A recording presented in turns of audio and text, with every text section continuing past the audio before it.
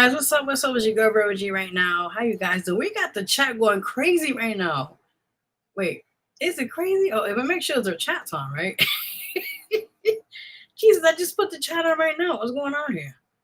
What is going on here today? My God. All right, guys. So what's up again? It's your girl Vero right now. We have a great show for you guys.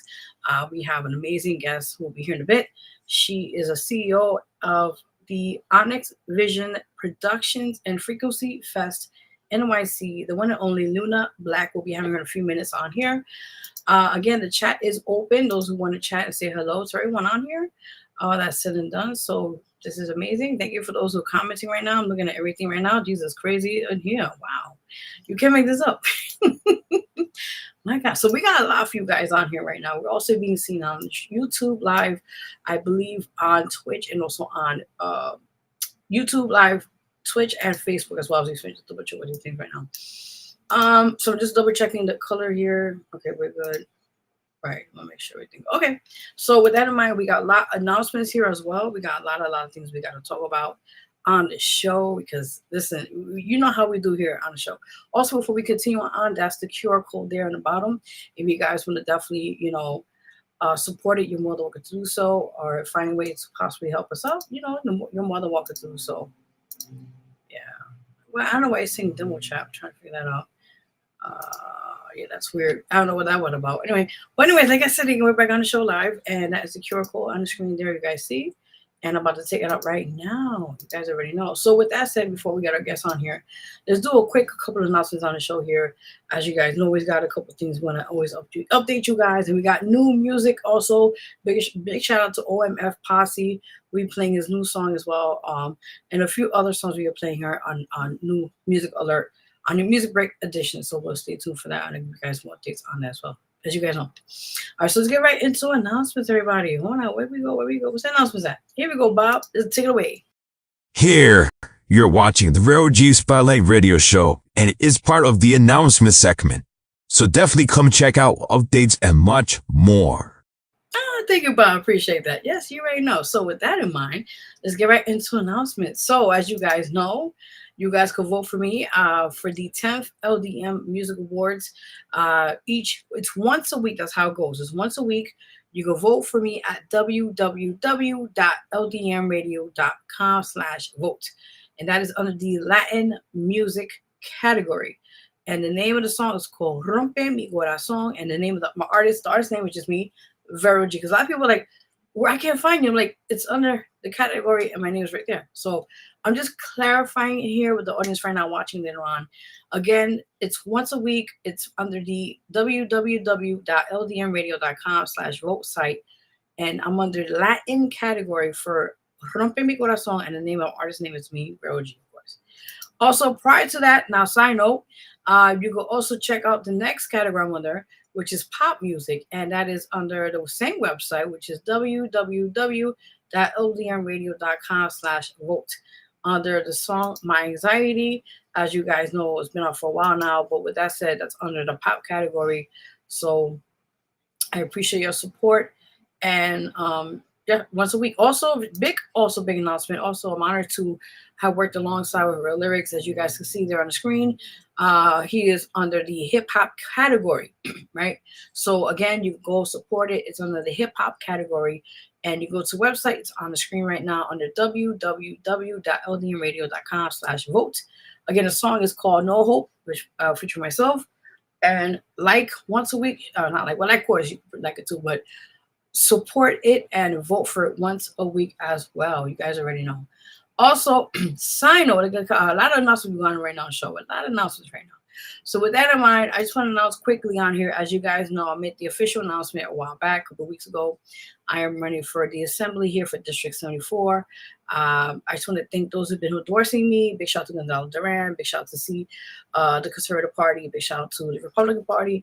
And we got more things lining up, so stay tuned for that. I'm very honored to be a part of this change. I think, especially being a minority, I think we need to more emphasize the changes we need in our own communities and make it better for everyone with that in mind. So just putting a side note to that. All right, so prior to, like I said again, if you haven't had to, check out my Facebook page. It's called Veronica for Assembly. You could definitely go share it, like, tell a friend, check it out. And I have more updates on that as we speak. So you guys already know. Now, other things, announcements I want to add. I'm also performing hopefully tomorrow, not tomorrow, Sunday. Just double checking because I double check right now. Performing live in an upcoming event. Update you guys more when I get the official flyer, so stay tuned for that. Now, also, I'm honored to announce I'll be performing again with the amazing show. I Said What I Said with the one only host, Luna Blaq. Will be having her in a few minutes, and I'm honored to be performing there on the stage. It's an amazing spot. Again, we also have availability for a few more slots for artists that want to come through and perform. Hit me up and I'll send you the link. Also, we have also tickets available. If you'd like to come support, there is 50% of tax ticket sales, I believe, on the screen. So listen, people, listen. There's an opportunity right now for you guys. The deadline is actually soon, March 9th. So I'm just letting you guys know right now with that. Also, sign up to that. We'll be having her in a few minutes. I'm also honored to be a part of the Frequency, forgive me, Fest NYC. That will be out, I believe, in July 11th and 12th of this year. And it's I'll give you more updates on what to what to come. I'm a little fucking tired, forgive me. More to come. So stay tuned. Also, that's the QR code there. You guys see the barcode. If you want to go put in your phone, you can also support it. That's where you get your tickets. All that said and done. We have a lot of amazing things, and I'm honored to be a part of it and just perform it and give you a good time. So, with that in mind, we're gonna have a great time. I'm excited to be a part of it and all that good stuff. And then some. You guys already know. So with that in mind, we have our amazing guest here in the building. Before we get here in the building, I want to say I'm just honored to have met her. She's amazing. She's phenomenal. She's also an entrepreneur. She has a lot of hats we're going to talk about in a minute and show here with her. But I'm just honored to have her here. And first time here. And she is also a fan. I didn't realize that until I met her. I was like, oh, we watch my show. Okay, yes. So I am honored to have her here first here. Before we get her on, let's give her a warm welcome here on the show. Guys, the chat's open. We have a lot of people chatting right now. Please, if you also have any questions for our guests, you're more than welcome to do so in the chat. So with that in mind, let's give it a warm welcome right now. Yes, to the CEO, of the Onyx Vision Productions and Frequency Fest NYC, the one and only Luna. Hope I said it right. Luna Blaq. If not, correct me, please. Hello. Absolutely correct. I hope you can see me clearly. We see. Yes, I'm happy to be here. Yes, I got you. Hold on. Okay, let me see if I get it better. Hold on. I think that's good. Yeah. I'm like disappearing in the background. No, girl. I love it. This is what I'm talking about. Yes. How you been? I'm good. I'm very busy over here, of course, but I'm doing great. How are you? I'm half asleep, but I'm all right. Hanging in there. But I just want to say I respect your grind. I love it. You're just an amazing person. Before we continue the interview, I just want to let people know that you got a lot going on, and we want to tell you what you're doing. So, are you ready? More than. Okay. I was just waiting. Okay. I think I'm ready. Okay, that's good enough. That's good enough for the show. We good.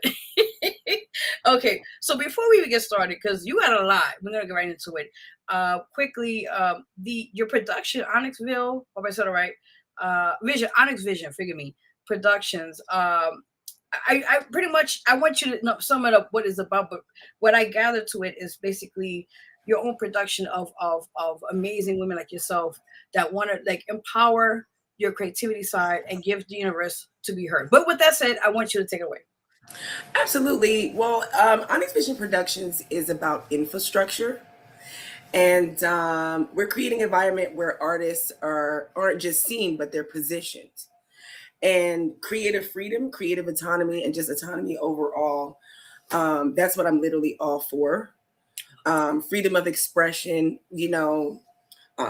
sharing your gifts, honing in on your gifts, and networking with those who are in alignment. It's everything is all about alignment. So I'm very serious about that.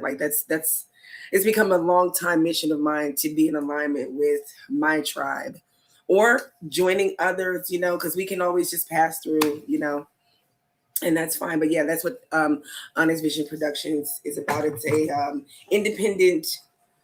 independent creative production house. That's awesome. And like I said, it's really awesome to find that, and especially in the independent scene, as you know, it's a. I always say to me, doing this for a while back, I think honestly, it's hard to get yourself out there as an independent artist, and then also like what you mentioned, like you seen how hard it is out there, and then people just struggling and just trying to go to places even to be heard and seen. That's really cool what you're doing, and I want to say thank you for that. Well, you're welcome. Yeah, I'm very honored to be doing this for all artists. It's not just one medium, it's every single last medium because it's all art. Everything from painting on a canvas to drawing on a sketch pad to singing to poetry to videography to photography, fashion, creating, makers, people who do garments, novelties, books, writers, publishers, things of that nature. That's all creative. Those are all gifts. Even though they're different industries, the truth is they're literally all gifts. They're literally all like gifts that we're all born with and that we hone into them. I love that. So, yeah. No. And I want to ask, because a lot of times people don't know the backstory, right? So with prior to, as you mentioned, you have a platform where there's numerous things. But my thing to you is, what inspired you to get to that point now? I started off painting. I'm an artist. I'm an artist first, so visual. I'm a visual artist first. And I always like to do different graphics. I love to paint. I love to draw. I have an amazing gallery. I have an amazing home gallery that I have. And I started with painting. And then I got so inspired by going to I did a few different art events. And what was it? My first one was at the Actors Temple Theater. I showcased some art. That was the first time I showcased my art at Actors Temple Theater in Manhattan, right there on 24th, I believe it is, 24th, 25th. Nice. Then I went to Pancakes and Booze in Brooklyn. And then I just, then I said, you know what? Oh, something came across my feed. It said open mic. It was with the Open Mic Renegades. And that was in Jamaica, Queens. So I went there and I'm like, I've been a poet my entire life because I started off writing poetry as a kid. I love that. So I decided to do that. And then from there, that's when I said, you know what? I want to do my own open mic. For me, it only takes me one time to get to like feel what something is. And then I instantly just get inspired. I want to do my own. I always want to do my own. Because, if you see yourself in those spaces, obviously you're going to see yourself creating your own space. That's what all of this is about. That's what people fail to realize too. So I went from that, and in the midst of that, I was actually I had just wrote my first book too. I just wrote my first book. Yeah, Congratulations! I did. It was all in one summer back in 2022 also. So I wrote my first book, did open mics, art, and I decided to curate my own open mics. And now we're doing the open mics. I Said What I Said. And this time around as a funnel for the fest, and also Feel the Frequency is also another funnel for the fest with the DJs. You know what I mean? So it's only a matter of time before I actually, No, I love it. Listen, you're in the moment. That's what it's about. Yeah, I really get inspired by things like that. And I just like to know that I can produce my own. And if I do say so myself, I do them very well. Yes. I do them very well at the level I'm at. So, and I'm very proud of myself for that. And I'm grateful for those who are proud of me too, and participate and join and collaborate and all of that great stuff. So yeah, that's basically a shorter story of how we've gotten this far with Onyx Vision Productions. Awesome. Listen, kudos before we continue, man. Listen, from one to another, kudos, man. Kudos. Thank you. You're welcome. But let me ask you something. Now, going back to you said, from the true beginnings, from that point to where right now, let's talk about the art part, because that's really fascinating. Like, what kind of art do you like to do? I just want to ask with that. My best work is abstract. My best work is abstract, if I do say so. Like, I do different sketches and stuff like that in my sketch pad. But what I found is when I do abstract, that's when actual actual images come out. Like if you go to my art page, you'll see my Stevie Wonder there. Totally unplanned. So majority of my art that comes out like is totally unplanned. I'm like doing splashes and dashes. And most artists, when they do abstract art, it's they sometimes they leave it as it is.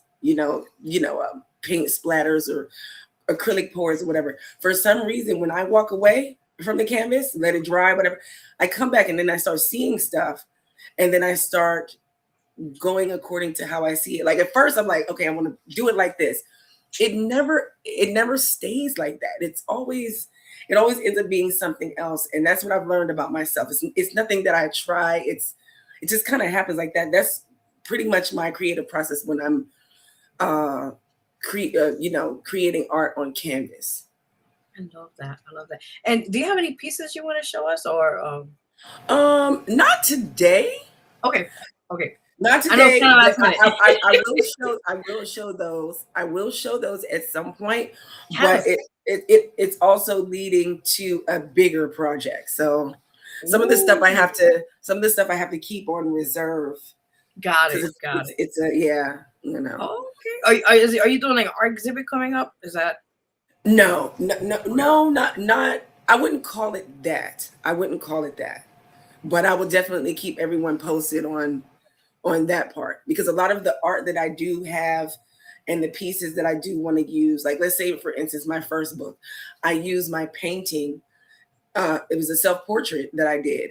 And I created 2 book covers. One was the photography version of me, but then I wanted to paint that. So I'm like, I'm going to use that as the book cover instead of the actual picture. So I kind of do stuff like that too. Like, you know what I mean? And then we can do the photography part later, I would love to show you guys today, but like I said, we're going to reserve that for a bigger project. No, it's fine. It's fine because I love art, by the way. My mother got me into it. She rest in peace. And I just like when you said art, I was like, yes.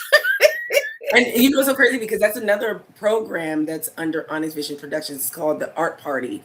So when we're along the way up to the fest, we actually want to get into the sip and paints for the artists. That's amazing. Yeah, so it's not just these 2 programs. It's actually one more, but we're focusing on these for now. Oh, that's amazing. I love that. That. That's what I'm talking about. Yes. Okay, so let's get about I'm going to put the picture up right now.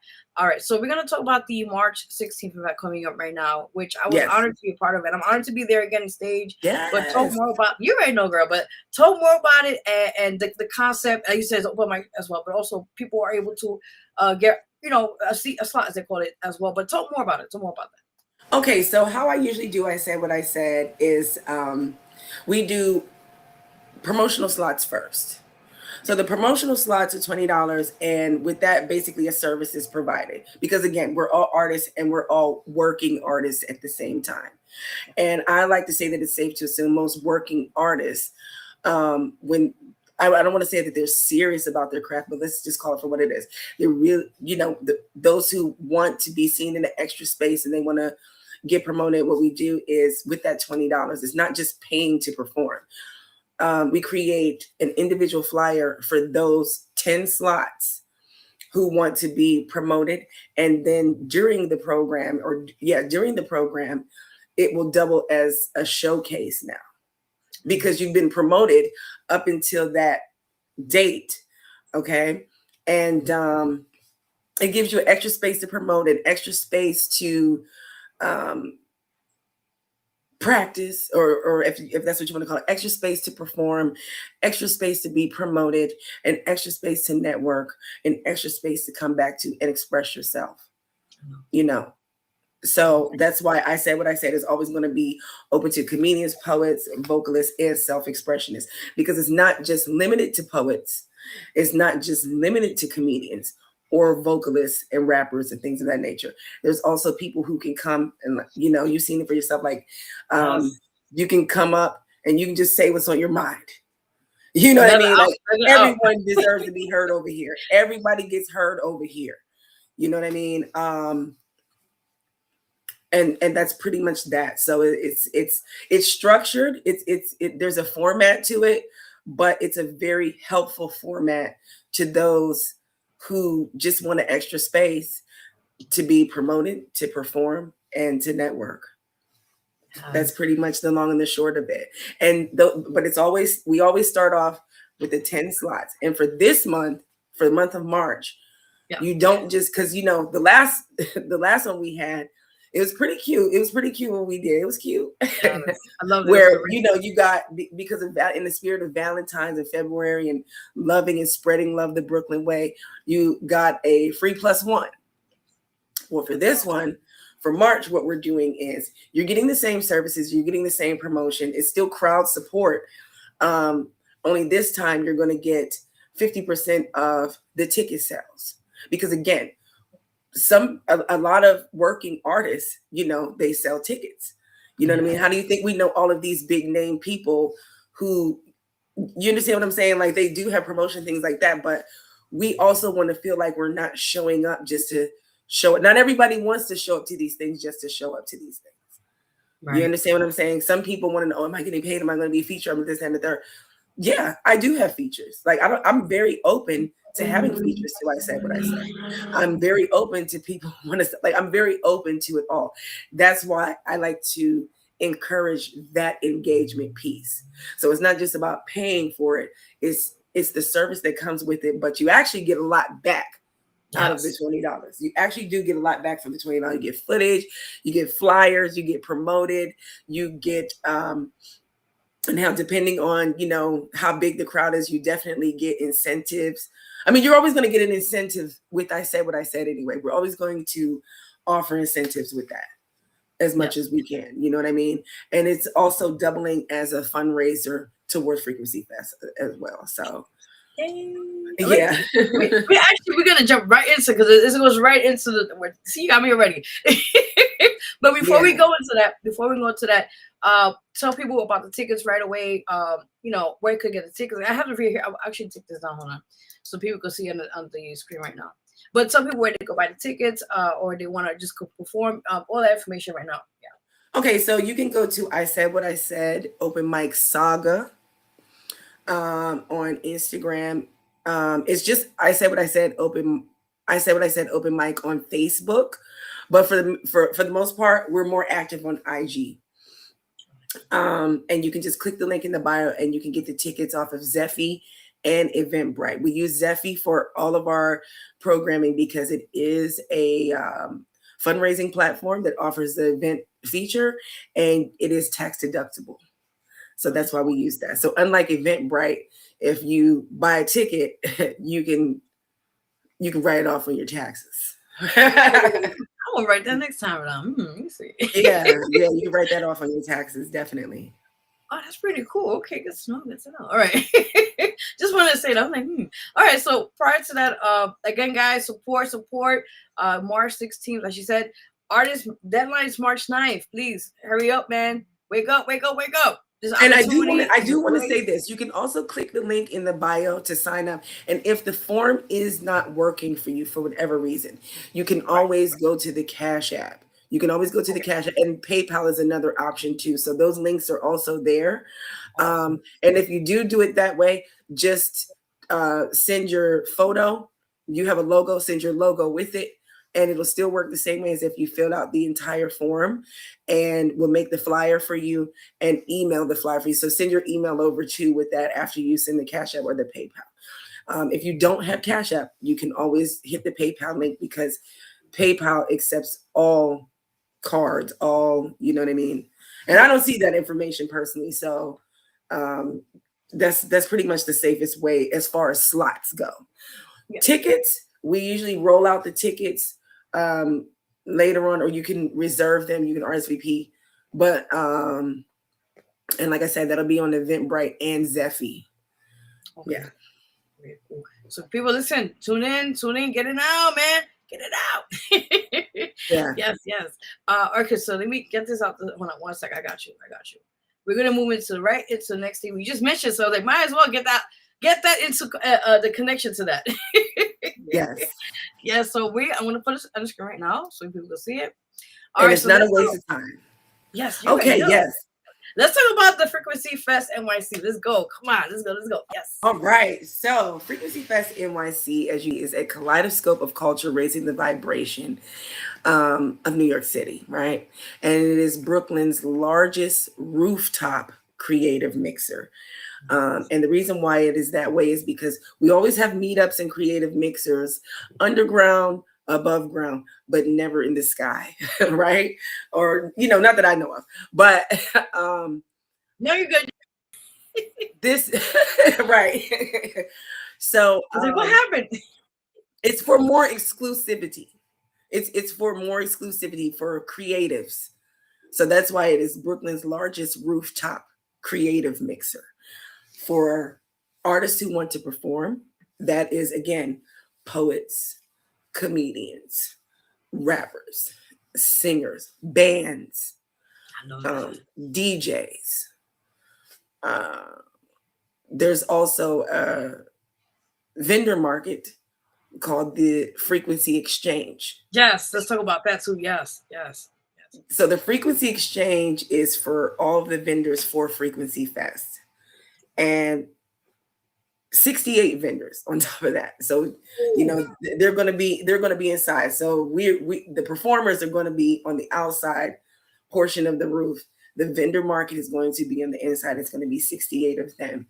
And what we are projecting is food vendors, 420 vendors, cannabis vendors, that's snacks, infused cuisine, trinkets, possibly edibles, in the 420 section. Makers, that's fashion brands. We're doing talent scouts, artists. So, artists, they like to sell their stickers. They like to sell their pieces. So it's just going to be a full rooftop of 1,000 to 1,400 creatives and those who enjoy all of us, of course. So we do have tickets. Tickets have been on sale for this, and it's different tiers also. But yeah, it's more than an event. It's literally a production and an elevation towards all visionaries. I'm talking about all film. Somebody, if photographers want to come and sell their photography, or even again collaborate. It's all about collaboration and alignment for everyone. So you're not just going there to listen to music. You're not just going there to. It's low key, high key, concert level meetup. But again, creative mixers like industry. I made a joke, and I like to say it's basically a Diddy party. I pretty much said it's a Diddy party without the baby oil. Yeah, let's keep it safe. Let's keep it like that. PG-13. I mean, nothing. So what I'm going to say. Oh my God, I'm going to say like that, but yeah. Yeah, we want all the creatives in New York City, and definitely in Brooklyn. You know what I mean? You don't have to be from Brooklyn in order to come to this. Definitely, but we want everyone in New York City at this. Every creative, photographers, all that press, everything. I love that. And it's really cool, just to add to what you just mentioned, it's really cool because, like I said, it's of everyone. It's not, like I said, one certain thing. And it's great because everyone have a good time. It's going to be great vibes. People are going to have, have drinks, whatever you call it. But at the same time, it's about just embracing each other and having a good time. It's summertime. So it's like, what a best way to have a good time, do your thing, and enjoy the vibes, Absolutely. And for the vendors, they can also sign up through, there is an application process for everyone. The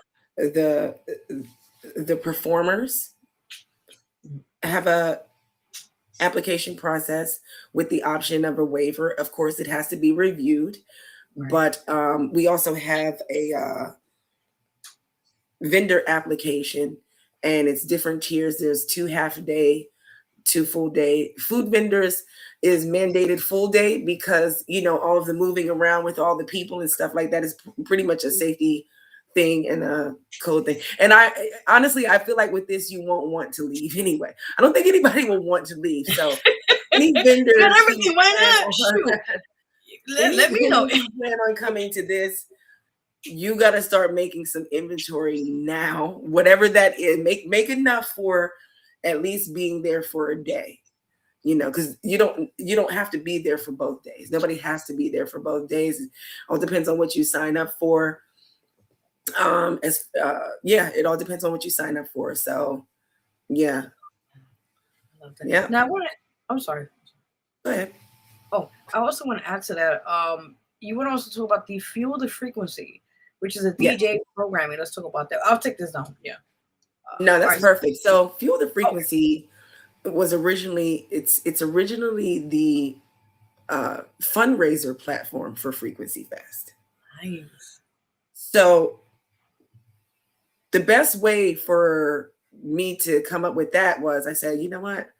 DJs respond mad quick. Like they're responding quicker than the artist or anyone else. They're ready to play. So I'm like, you know, okay, so with the DJ lineups, you know, it also it works just like I said what I said. It also helps me funnel some more DJs.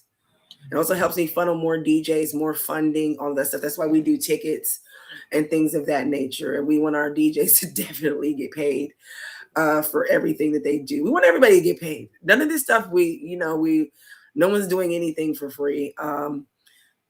But however, it's still a community driven programming. All of this stuff is community driven, and it's funneling into the festival. Because the more people come, the more people who are aware, the more people we will have July 11th and 12th. So yeah, that's pretty cool. Like I said, it's a blend of everything, and that's really cool. Like you said, you got everybody involved in it, and that's thank you again. I just want to say thank you, girl. Because people want to hear. Because overall, people definitely want to hear DJs. They definitely want to hear the DJs. They definitely want to hear the music. So, Fuel the Frequency is actually tripling as open format, where there's a curated lineup, open decks, where there's DJs that come in. You know, they want to get their slot in, and they want to spin, and they want to take turns, whatever genre music they're playing, and you know, we just have fun with it. You know what I mean? And that's really important to me, you know, we just have fun with it. We make it successful and funnel everything into the fest. And we're having both of these programmings at Star Bar in Bushwick. Yeah, it's a dope spot, isn't it? It's pretty dope. It's pretty cute. Listen, it's pretty cute for productions. It's pretty cute. No, let me tell you something. First time I went there, I fell in love with it because the atmosphere was like intimate. You know, it's more like relaxation. You like a kind of lounge kind of vibe. And it's very welcoming. So I was like, yeah, I like this. It is. They have a stage, you know, they're not too uptight about this or that. You know, it's a lot of venues. Everything about Star Bar is just very, very reasonable. Very, very reasonable. Just the energy is so dope. That was dope how the sound man Q just jumped in and was like, yeah, I'm gonna say something. It's like that part made me laugh. That's what I want. Exactly. That's what I'm like, because you never see stuff like you rarely see stuff like that where the sound man or someone BTS wants to be on and they actually are like killing it. You know what I mean? And the energy is just so lovely that they want to be involved. That's dope. Like I love him for that. That was great. Yeah, it's surprising because he was like, I had like it was in a phone. We call it the smartphone, smartphone. Yeah. And I was connected to the system. Yeah, I was like, I never seen that before. The first in my life. Usually, you know what it is. Most people in tech, they're like Inspector Gadget when you least inspect it. So yeah, I was saying that too. Yeah, and I think that's dope. I think that is dope. That is so. I love this. Really awesome. Like I said, you got a lot of hats. You know, you're doing amazing work. I just want to let you know that as well. Like I said, you do a lot of work also with the community. Let's talk about that. With the creative community we mentioned a few minutes ago. But is there anything else you want to add? Like upcoming other showcases you're working on, other projects alongside with that. Okay, so let's see. I do have because I'm a poet. I'm a poet. I'm a spoken word artist in my own right, and I do have a new spoken word series on Spotify. It's entitled Diary of a Bitchalante, and it's ongoing episodes, so you can always check that out on Spotify. Diary of a Bitchalante. Yes. Ooh, I want. Can we hear something? Cause I want to. You guys gotta go. Come on, give me a little exclusive or something. guys gotta go. Damn. You guys gotta go check it out. Okay. And just sit there and listen. A lot of it is meditative. A I lot of love it is spiritual. Everything I do, I realize is definitely spiritual. Art is spiritual first, and that's what people fail to realize. We live in a world today where people think art is professional. It is. There's a level to it. There's a structure depending on what you're doing, but it's spiritual first. I know that. This is girl. You already know. You got me with You that. know what I mean? Yeah. So let's go back. Listen. Let's go back about the book. I want to know about. Congratulations, by the way. Thank you. Yeah. You're welcome. I would say this about the book. It's entitled "The Goat and the Journey of Life Altering Stuff," and I wrote it back in 2022. Wow. And I will say this about the book. You would have thought that I rewrote the Quran. It was ridiculous, the reactions that I've gotten from everyone about this book. You know what I mean? So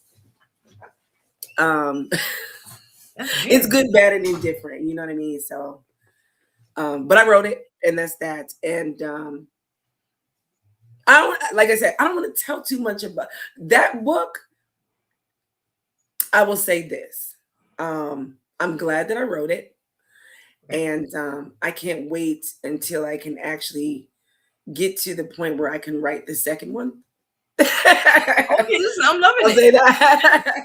Okay, so it's like a not a prequel. They call it like a continuation, a series. What you call it? Yeah. Yes. Sequence. Here we go. Yeah, it's damn near like the Chronicles of Narnia. You know what I mean? Like the Lion, the Witch, and the Wardrobe. It's ridiculous. Okay, yeah. So I like. Is it? Oh, where could people definitely support and purchase a book? Well, I don't have it up right now. I don't have the first. I don't have the first. I took the first one down. Because I want to do. I'm going to bring it back when the second one actually comes, and I don't know when that's going to be, but I know it's going to be. Believe that. There's some other things that I have in the works too. I forgot to say. So when it comes to the frequency exchange, yes, Vajano is going to be one of our hosts, and he is also the vendor coordinator. So anybody wants to vend at Frequency Fest, make sure you hit up Vajano. That's Vejano. Yes, Vajano and Domi. But back to the book. Or what was it? Was it back to the book? Yes, the book. No, we were past we had the a book. moment. I don't know why, like this book. The book. Listen, I love the book. I love what I did. But these days, I'm kind of scared of the book. You know what I mean? It's like opening up Pandora's box or whatever. It's so weird. Oh. But I'm glad that I wrote it. I'm very glad that I wrote it. There's a lot of things. With this book. There's a lot of other things to come. Mm-hmm. So kind of like working on those two. You know what I mean? And then it's going to trickle down to film. So, okay, yes. Okay, you got my attention with that. Yes.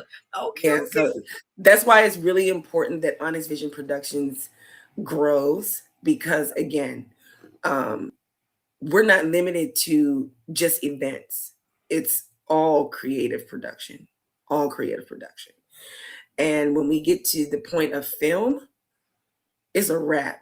I love this. It's definitely a wrap. It's definitely a wrap. Yeah. I love it. So throughout this whole process of building Honest Vision Productions, extending and building a powerful team, I'm looking at everyone. I'm literally looking at everyone for future opportunities, for future collaborations, for future building. So when I meet everyone and when I'm working with everyone, I'm seeing everyone in a certain light that is very extensive, very extensive. My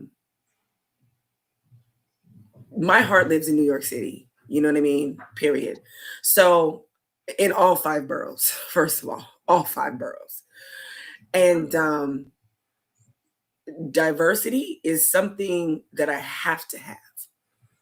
I have to have diversity in everything that I do. So it can't just lean to one side. You know what I mean? Like, yes, it's a Black female-owned company, but this Black female-owned company is not limited to Black females or just Black. It's literally everybody, because that is how you raise the vibration. I know that. That is definitely how you're going to raise the vibration of this world anyway. Knowing that they like to say not all skin folk is kin folk. I think that happens in every culture, to be honest with you. But you definitely will find your tribe a lot of times outside of your tribe as an individual. It's true. I ain't knocking it. As an individual, you tend to find your tribe outside of your tribe.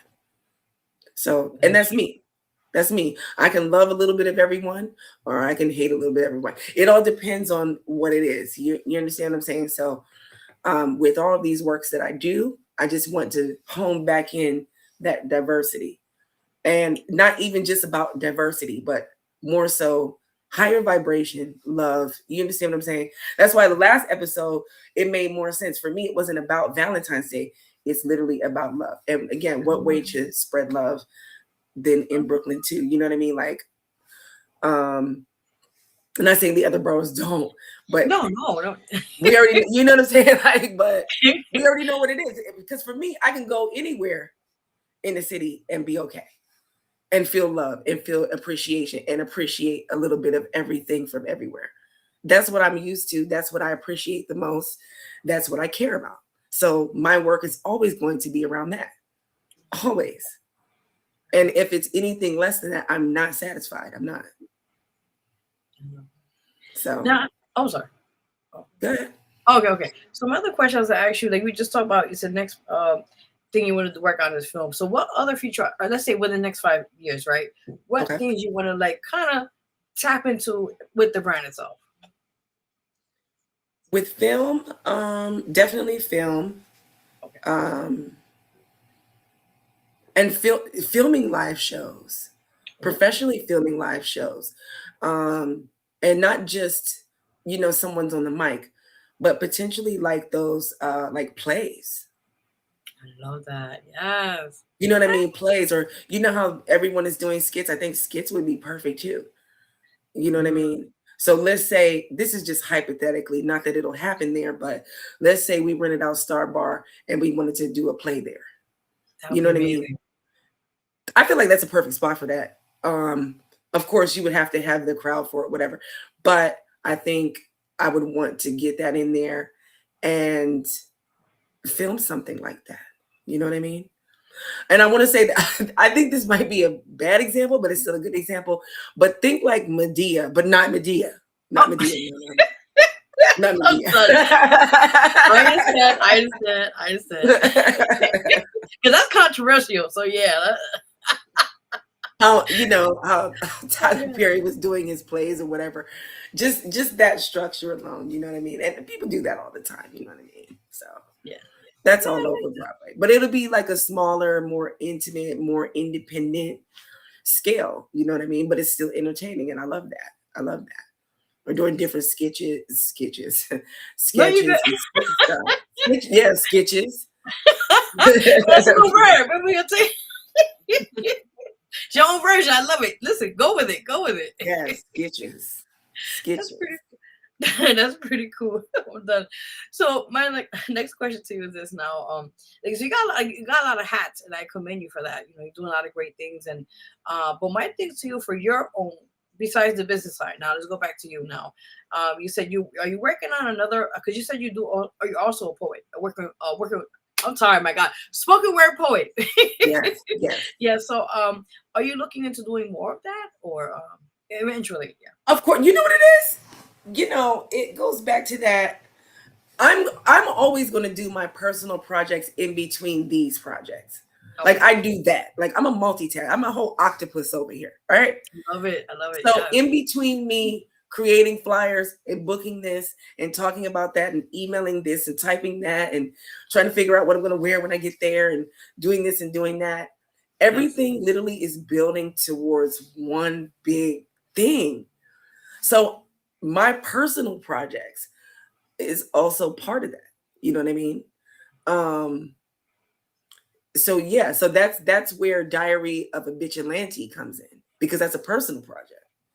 That's a personal project, and it takes nothing for me to just sit down, write a poem, or sit down, click record, and just say what's on my mind according to the sequence of it and, how it goes along and how I want to produce that. You know what I mean? So it's very easy for me. As a matter of fact, I have one coming up. Ooh. I think it's scheduled March 3rd. Oh, that's coming up. Yeah. Yeah. But right now, the last one was, it aired February 16th, and it's entitled Chain of Command. That was the poem that I read about my father. So that's up there. People can check that out. So yeah, that's going to be the series of the year, Diary of a Vigilante. So anytime you want to hear what I'm doing on Spotify this year, Diary of a Vigilante. Last year for 2025, it's Outspoken. So both of those links are up on my Instagram, and it's entitled Outspoken. Oh, man. And that one was real. That's a more emotional spoken word series, Outspoken, because it's more of like venting. It's structured, but it's a mixture of venting and structuring and all that stuff. And I'm not afraid to cry. I'm not afraid to do any of that stuff. So you hear me crying on there, it's fine. Like I said, I'm a Cancer. That's our shit right there. We cry. That's our thing right there. We cry. Let it out. Let it out. But it's very meaningful. It's very poetic. It's very everything, So you want to check that out, you can. That link is also in my bio at Instagram. Yeah. But like I said, the newer one, it's Vigilante, a Diary of a Vigilante. There you go. And for those who do not know what a vigilante, you'll find out what a vigilante is, but I'll tell you a little bit. A vigilante is basically someone who is mean to people who deserve it. Ooh. Ooh, wait. Listen, she's saying what. Listen, let them know one more time what it is. Yeah. You're nice. You're nice, but people who are not nice, you gotta treat them the way they need to understand. You know what I mean? Like, so that's pretty much it. Not that I'm running around like just with my No, you're good. I'm not riding around in my Batmobile, you know what I mean? Just trying to capture people who are mean, but that's pretty much what it's about. Yeah. Diary of a Vigilante. It's something different. I never heard that term until now. That was it. Yeah, I like that. Because you gotta be vigilant on correcting people when they're wrong. Yes. On how they treat people. You gotta be vigilant with that.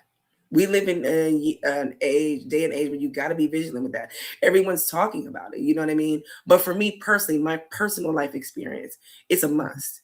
Because I'm actually too nice. I'm actually too nice of a person. And I love being a very nice person. I love being sweet. I love being all that stuff. It's just sometimes people do, or a lot of times people do take your kindness for your weakness.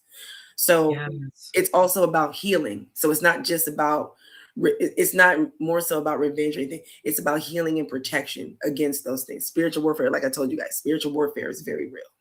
Yes. Spiritual warfare is extremely real. So you have to be vigilant on protecting your energy, protecting yourself, protecting your heart, protecting those you love. It's all about protection, literally. That's mainly what it's about. Combating spiritual warfare. No, and you're so right. Like, for example, not to sidetrack, but just to add, I want your opinion on this as well. Have you seen about the situation of Epstein files? How unfortunate the circumstance has been on for years, and children. I mean, I'm going to mention too much on here, but children have been sacrificed, who have been violated in many ways, and even young women. And to see how wicked these millionaires and elites, as they call it, have gone away with this for so many years, and now even former President Bill Clinton, he actually had to be testified about this case. He stated that he never knew he did it. If that was the case, he would have himself put him in jail. I mean, how do you feel about all that situation? So the crazy part about that is, I'm going to be honest with you. I do not follow the Epstein files, but I've been hearing about them here and there. And I do try to stay away from politics as much as I can. I ain't going to lie, because I'm the kind of person I can spot everything from a mile away. And I got to be careful of that for myself, because then I'm going to get mad at stuff. So, you know what I mean? Like, and I'm going to have a very harsh opinion that neither side of the fence is going to agree with. because I feel like everyone's doing it wrong, right? But when it comes to stuff like that, like how everyone's speaking about Epstein and things of that nature, I do feel like people locally are doing, I don't feel, people locally are doing shit like this with human trafficking, child trafficking, things of that nature. And you'd be surprised the way people will go about things just to get you to that point. And this is why I say spiritual warfare is real. You got to be careful about protecting your energy, about not being paranoid or anything like that. But sometimes there are definitely signs where human trafficking, sexual trafficking, spiritual trafficking. That's something I learned recently, maybe a few years ago, about spiritual trafficking, because all of these types of trafficking literally lead to things like Epstein files. You gotta be careful. It's all spiritual warfare. Promise you that. I promise you that. So it's not just rich people. There are definitely people who are elite that you wouldn't even think of around the neighborhood. You know what I mean? And that's where I'm disgusted. So again, spiritual warfare is real. And you're right about that. Those type of things definitely piss me off. And not that I don't, like I said, not that I don't, I'm not aware of any of this stuff, but I think I'll say this, at least we know about Epstein files. I'll say that. Because this shit going on, excuse my language, I'm so sorry about this. No. You're be yourself. There's things going on around us so closely, and we don't even know it. And me, for some reason, I have an eye for detail, and it doesn't really sit right with me, a lot of stuff that happens closer by, you know what I mean? And it's like something ain't right, or this don't, or you know what I mean? Like all of that stuff. I don't disagree with, or I don't agree with any of it. I don't agree with any of it, especially when it's children. Like, bro. Oof. That gets my skin like, oh, I can't. Children is like, it's like, why? And then, like I said, I have other opinions about stuff like that, but you know, those opinions really and truly cannot be, they can, but they can't really and truly be shared on a platform like this, at least not right now, because when I go dark. No, and and like I said, you know, that's, you know, these things are part of the reasons why Frequency Fest exists, because I want to raise the vibration. I want to continue to have my personal vibration on the up and up, and raise others and bring awareness to freedom of speech, for just overall autonomy. Because I'm telling you, covert abuse happens in so many ways. Covert abuse is spiritual warfare. And again, it could lead women, children, and even men to be trafficked or whatever. Traffic in so many different types of ways. It's all fucked up. All of it. You know what I mean? That's why it's good to stay close to the Most High. It's good to stay firm in who you are, stay guarded, stay grounded. Never paranoid, but always guarded. Believe that. Listen, she said it well. I'm just loving the moment right now. Like, I'm passionate about it. I'm very passionate about it all, because when I hear these different stories and I hear all this stuff, I hear people speaking on these things. And for me, where I'm positioned in this world, at some point, when does it feel like everyone's just talking to hear themselves talk versus actually knowing what you're talking about and what the root of these problems could possibly be? Because it cannot always just be, oh, celebrities have a bunch of money, so they do whatever. Yeah, that's part of whatever it is, whatever level they're on in this life. But again, it's not just limited to them. You'd be surprised. Yeah. You would literally be surprised. It's a fact. So I like to. You're good. I mean, just to close that up, that part, I think a lot of times it's true. A lot of people have suffered with childhood situations or traumas, as they call it, and it does kind of like carry on into your adulthood. And I think a lot of times people don't, if they don't get the help at a certain time or age, it really kind of, excuse my French, it really fucks them up psychologically and everything else. So that's why I mean, but I'm not here to kind of like give them a cool, like a pat in the back. No, I mean, what they've done is unfortunately not right. But I think a lot of times it roots back to the childhood trauma and other things. And I think this is another thing I'm going to add to also. I think a lot of times we get the right resources for young adults to, if they have certain issues going on at home, whatever, take care of it there. So it won't get to a point where it's at now with that. And a lot of it is self-defense too. You'd be surprised. Sometimes children have to defend themselves up against their own parents because there's traditions. Yeah. It's certain traditions. You know what I mean? Like it's so many different things that are just very, it'll make you look at the world very different. Me as a child, I pride myself in not allowing myself to be swallowed up by anything. Right. I'm a fighter. So, you know what I mean? I'm naturally a rebel. I've always been a vigilante. You know what I mean? So I love it. Yes. I love it. You gotta get that cape. You gotta get the cape. Exactly. Like, You're right. Yeah. I've always been a vigilante. And sometimes, again, those rebellious children, sometimes you got to lean in a little bit closer on them, not from a standpoint of disciplining them or labeling them as rebellious. Sometimes you have to lean in on the situation from a standpoint of why, where is it coming from? Why doesn't this child really want to be home? Is it because they really want to be fast and out in the street? Or is it because they're lacking some type of something that they're looking for?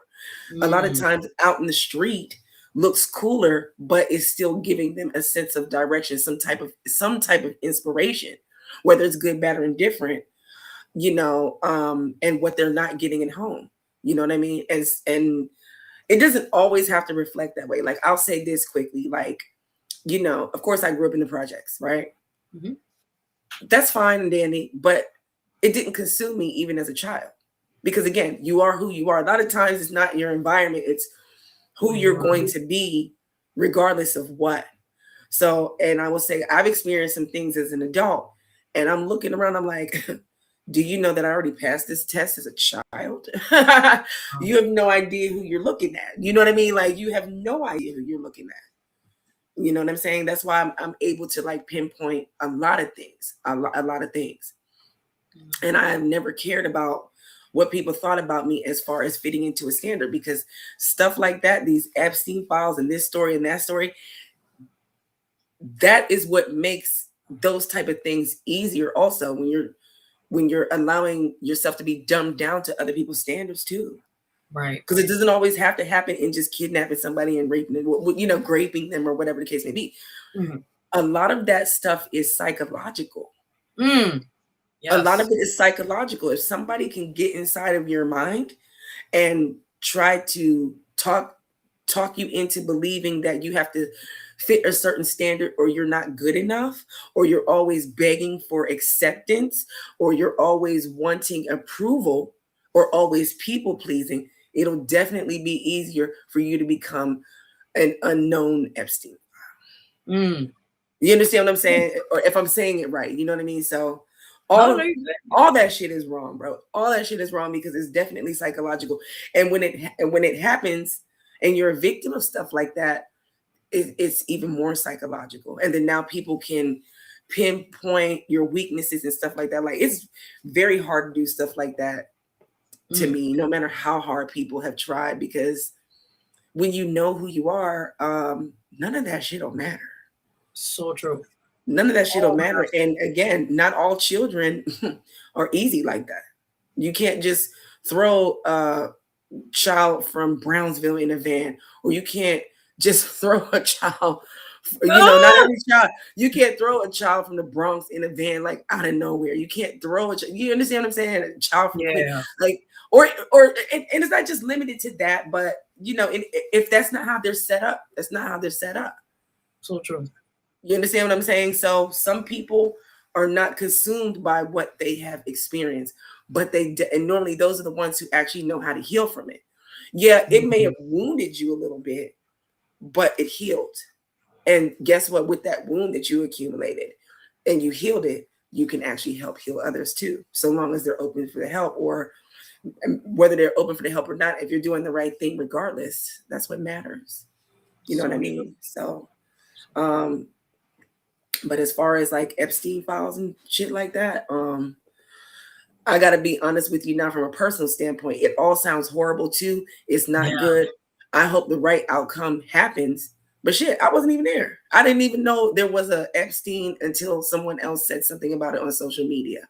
Exactly. And the reason why I deal with things like that is because it's so many of these weird ass stories that are coming out about these celebrities. And here's the key. None of us were there. So it's kind of, so for me, it's kind of hard. So for me, it's kind of hard to jump on it's kind of hard, all while, like I said, the way I process stuff is everybody's doing it wrong. Everybody's doing it wrong. So I can't even pick a side, you know. And I always give this example of, I give an example of when the guy, when the girl and the, what was it? It was a girl that was hanging out with Magic Johnson, and he had called her the N-word or whatever. Whoa. The basketball team owner or something like that, some old guy, whatever. Okay. And my ex at the time, he was like, it's a very popular story. I just can't remember their names because it wasn't, you know, I don't follow sports and stuff like that. But my ex, we were sitting on the couch watching it, and he instantly was just eating at it. And I instantly said, well, wait a minute. How come ESPN is only showing an incomplete sentence? It said ... You're hanging out with N-words ... And I'm like, well, where's the rest of the sentence at? That's not right. Just like a snippet. Yeah, exactly. That's not enough for me as a Black person. That's not enough for me to jump onto, because what I'm thinking about is, well, who recorded the phone call? There we go. Exactly. Yep. It's a two-way. Yes. You understand what I'm saying? Like that's how I'm thinking. You know what I mean? Now, if you give me into some context here behind it, and she's trying to actually prove something that he's racially abusive to her, X, Y, Z, that's a totally different story. She's crying out for help. She's with this racist. Okay, great, fine.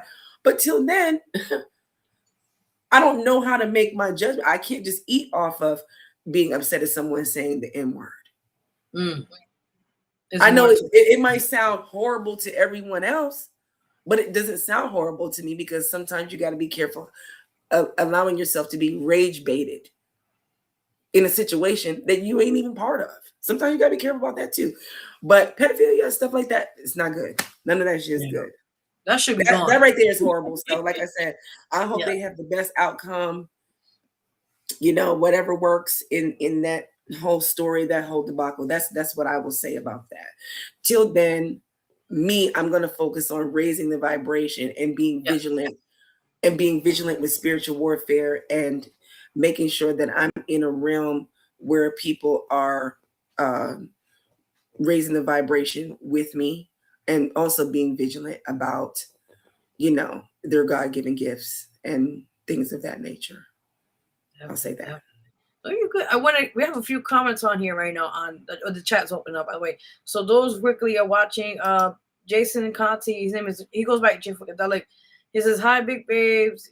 Usually he just goes on and he rambles sometimes. He's like, bro, he's talking about the song. I know he's talking about this.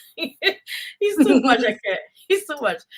We got Fresh Prince 025 fire emoji. Yes. Hey, period. You already know. My friend's on Prince. Here. Yes, you already know. We got I can't get his name, forgive me. I'll call the love because I can't the first one. He put 100. Yes, 100. Nuka the love. Yeah, he came back again. He put that nice. We got my friend here, Real Lyrics. He goes by what's good, Real G. Is it there? Hey. Right, where did he go? Wait, hold on. There it is. Hey, Real Lyrics. Yes. Oh, don't mind the background noise. Oh my God, don't mind that. It's this part of the show sometimes. Hey in the background. We got a live audience. Over there in the back, over there. Oh God.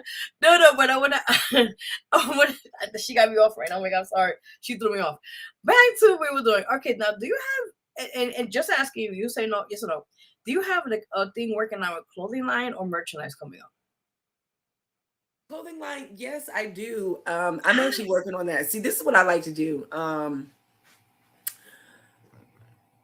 And again, that's good. That's good. You can actually check out some of the posts on the Onyx Vision fashion page. Mm-hmm. You can do that. I haven't been working on the fashion lately, but Onyx Vision fashion is basically the things that I wear. You know, I like to wear all black. I'm all black, everything. Yeah, I love the okay. leather. I do everything in leather, you know, like I'm loving that. And I like to paint my logo on my back. Like I love to do that. So that's Onyx Vision Fashion. That page is for, you know, people can see what I'm wearing because I'm creating it myself. So I love doing that. Haven't done it in a while, but again, once we get everything up and running, we're going to see some outfits. We definitely going to see some outfits. I'm going to get back in the gym first. That has to happen. Listen. I gotta get back in the gym first. Okay, girl, listen. Ain't nothing wrong, man. I love it. I love it. I love it. I'm the kind of person I don't typically struggle with my weight, but I've definitely gained a few pounds sitting here typing on this computer, making sure everybody's stuff is together. So yeah, so fashion, yes, we will be definitely doing some clothing. Yeah, some creative clothing. Yeah.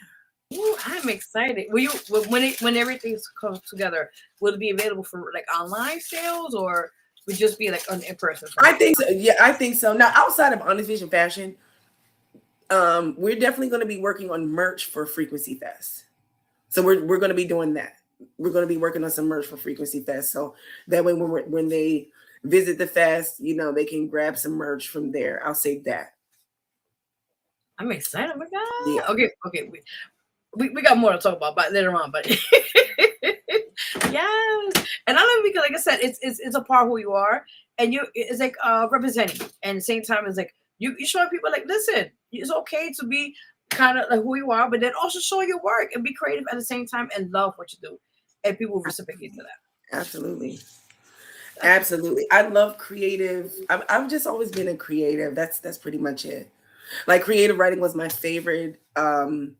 Creative writing and psychology were my two favorite courses in high school. So creative writing and all that. So sorry for the arm part. Arm, hey arm. No, we got a live audience, by the way, in the back audience. We got it online and we got it in the building, so we got everybody in today.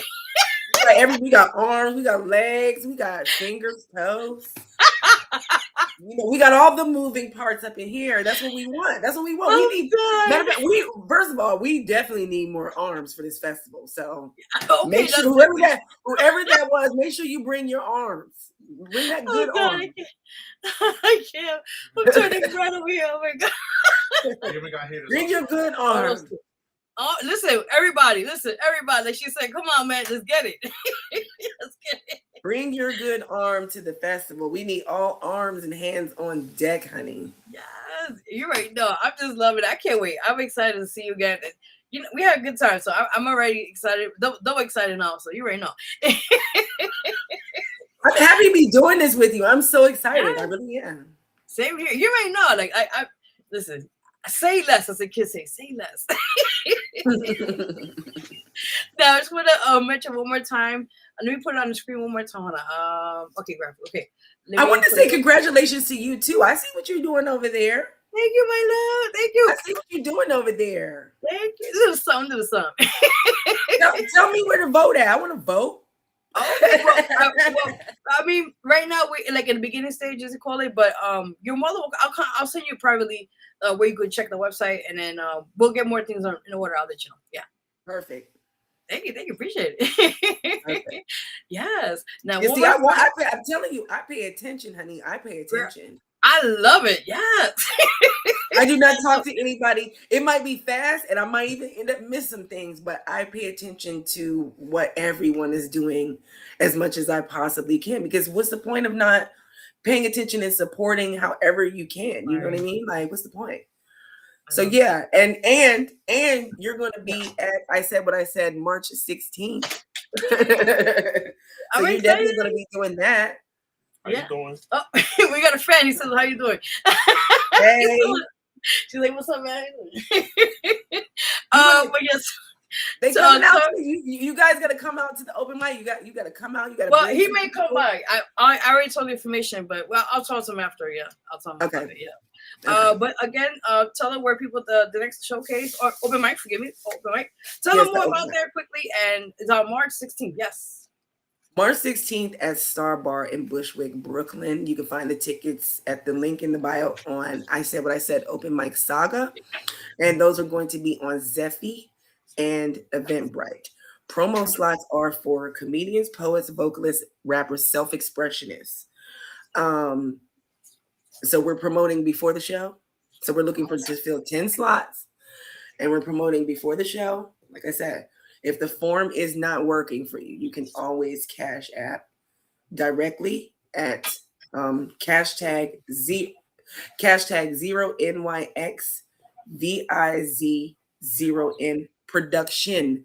No S, just no S on the end with that. Oh, just production. Yeah, just production. Yeah. Because it was too long with the S for whatever reason. No more, man. And the zeros are always going to be O's, but there's no zero in productions. Never put a zero in productions. It's just Onyx Vision that has the zeros. Or you can do it through PayPal. Also, there's a PayPal link, and just send over your image if you have a logo and your email, so we could email your flyer back to you, and we get straight to promoting. We will tag everybody. We'll put it on all of our platforms. We'll let people know. It gets shared in the stories daily on both the Onyx Vision Productions _Onyx Vision Productions IG page and the I Said What I Said IG page. Yeah. Same thing for Feel the Frequency also. Same thing with Feel the Frequency. You read my mind. I was just gonna put that one more time. Also tell them about is it July 11th? It's a two-day fest. But tell them again, the information on the flyer, but just tell them again, tickets. Yeah. Okay, so now this one is a special one too, because we also have specials on Posh. So July 11th and 12th at Sunset Rooftop in Industry City in Brooklyn. Frequency Fest NYC is Brooklyn's largest creative rooftop mixer and a kaleidoscope of culture, raising the vibration, embodying the pulse of New York City. So, and you can experience creative networking, live performances, vendors, great vibes, and a weekend filled with creation and big New York City energy. Big New York City. I love it. Listen, this is what I'm talking about. Like, people, please support. She has an amazing brand, amazing platform. It's just a support, as she just mentioned right now earlier in the show. It's about for everybody. It's about vendors. It's about artists, creatives, everybody out there. There's an opportunity to be seen. It's in the summertime, which is a great way. Please, hit me up. Also, before we continue on, let me take this down. Hold on 1 second. Just tell your social media where they can find you. Yeah. So for Frequency Fest NYC, you just go to Frequency Fest NYC, and I have it right here too in my background. All the tags. Yes, it's in the turquoise right there. I wanted to make sure everyone's seen that. So it's Frequency Fest NYC at Frequency Fest NYC. Okay. That is the festival for And here's the thing too. We have specials on Posh. So VIP tickets are on Posh. And the different specials we have, we just did Spread Love tickets on Posh, and those were $22. This month of March, we're going to do like a sporadic sale right there. I think it's gonna last for 3 days in March. So you guys gotta make sure you stay tuned with that. These are the Get Lucky tickets. So you lucky, you pay only $33 because again, after that they go back up. Because pre-sale ends tomorrow. Pre-sale for vendor slots ends tomorrow, and pre-sale tickets for Frequency Fest ends tomorrow. So and we just like pushing back. We don't know. We don't know. We're working with how you guys are coming. So But yeah, so it's like a little fun stuff, little fun giveaways, little fun discounts and things of that nature. So you can definitely find they're called Align with Access tickets. That's where that's where the VIP and the different special tickets are sold. Regular tickets are on Eventbrite, and you'll find all that link in the bio. You can go on those platforms and look up Frequency Fest NYC. I love that. And also, any shout outs you want to give as well on the show? I do. I want to give a shout out to everyone who has worked with me. I want to give a shout out to Babbly Bird. I want to give a shout out to Mr. Motivation. I want to give a shout out to Neo, House of Neo Soul. She's doing a great job. I mean, a great, amazing job. She's a great poet. I want to give a shout out to Wraith. He's a great poet. Do you still have your flowers? They kind of died, but I did have it for a while, like maybe a week or so. But yeah, I still had it. I still got it. I'm literally still looking at mine. Yeah, I'm literally still looking at mine, and they're like browning and all that stuff. Like, I keep stuff. I want to give a shout out to Nigel, my event photographer. I want to give a shout out to Corey with the K. He's an amazing young DJ. Like he gets it. He definitely gets it. He's doing a lot of good things. I'll be seeing him tomorrow. I do want to give a shout out to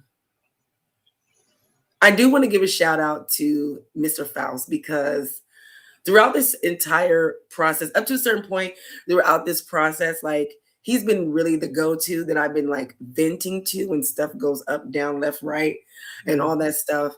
And he does come up with some cool ideas, and it's very helpful. Let me see who else do I want to give a shout out to? I just want to give a shout out to everyone that I've been working with, because it's amazing. It's truly, truly amazing. The word of mouth thing is really, really, it's amazing. I don't even want to just call it word of mouth. I just want to call it like just aligning and just everyone coming together, everyone coming together for this major project, because I really want everyone to win. It's not just a one-off thing. It's really not. It's really not.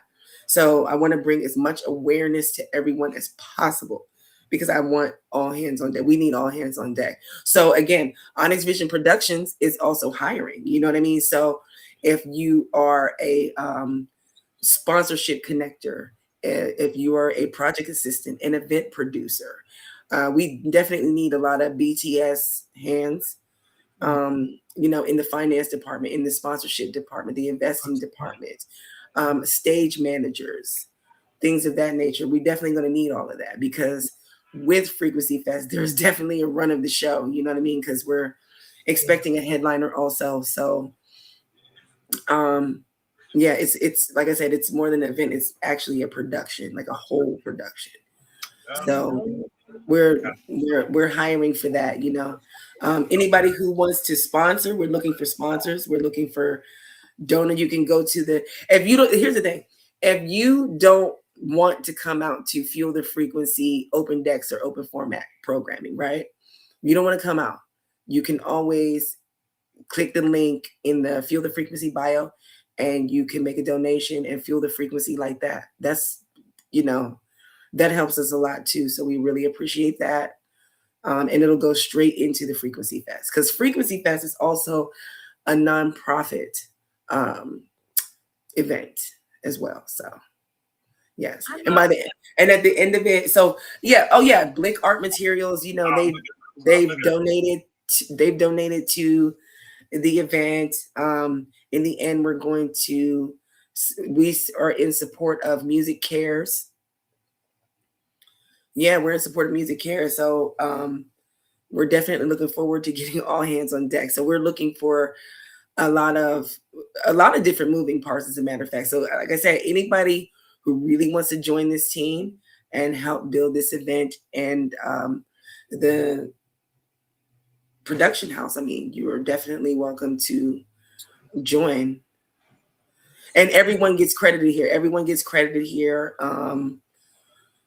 So yeah, it's greatly appreciated too.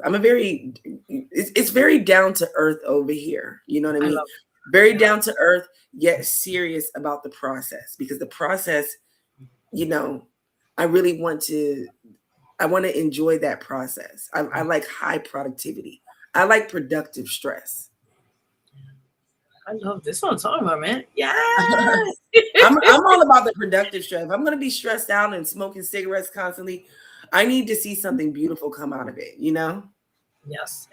Yes. And I think sometimes it happens, but I think for the most part, when you see the hard work and the sacrifices and what you've gone through, and you see the beautiful outcome of what you put together, it really be like it's worth all that. And then So I don't want to, sell any dreams to anyone like that. I don't ever want no one to think that's what Frequency Fest is about. No, like we're really doing things. We're really prospecting. We're really mapping things out. Like it's a whole layout here because it's like a million man march over here. You know what I mean?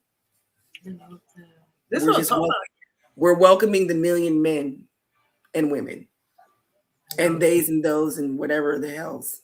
I love it. And it's great because it's like, which really good because you never know who's big impact is going to be impacted by it, at the same time. And you never know who's watching. Like I said, you right now, I'm no lie to you, like, let's say maybe like this next week, like you got people, hey, this and that, and the opportunity comes to grab it. Like, these are blessings.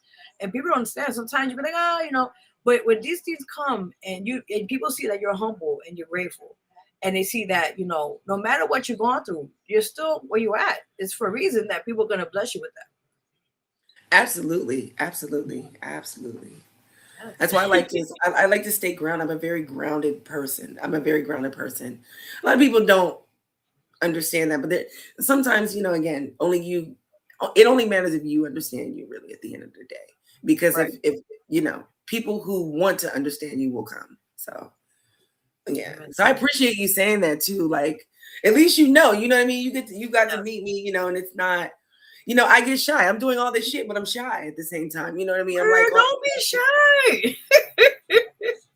but trust me, when I'm comfortable, it's like, who's this person? So it's like, excuse me. It's okay. It's like, I surprise myself a lot of times, like I'm surprising myself with this whole thing. So, and I'm loving it. It's good. I like these kind of surprises for myself. So, and I like surprising others too that actually want to celebrate. I'm really loving that and get to work, because it's still work. It's all still work, Amen. But it's productive work. It's community work. It's spiritual work. It's shadow work. Absolutely. Well, I want to ask him to that now. When I don't know, you probably see my past shows and you probably know what I sometimes be like, you're like, how do you know? And be like, no, I don't do that kind of shit.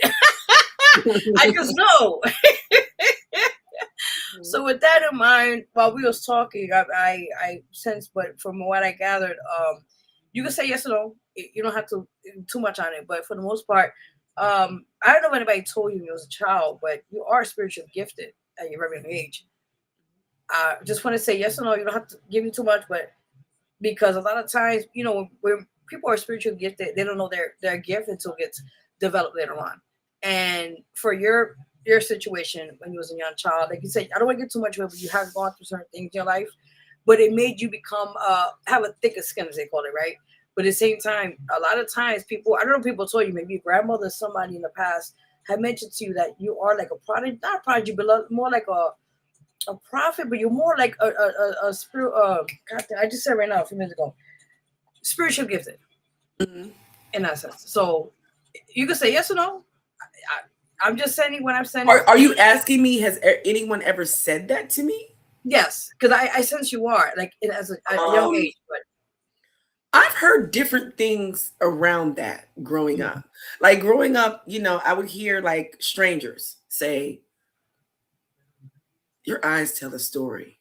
And I'm like 10 and I'm like, what the fuck are you talking about? Like, who are you? What are you talking about? What's going on here? You're creeping me out, I've heard stuff like that growing up, or people just kind of, like even both of my grandmothers, especially my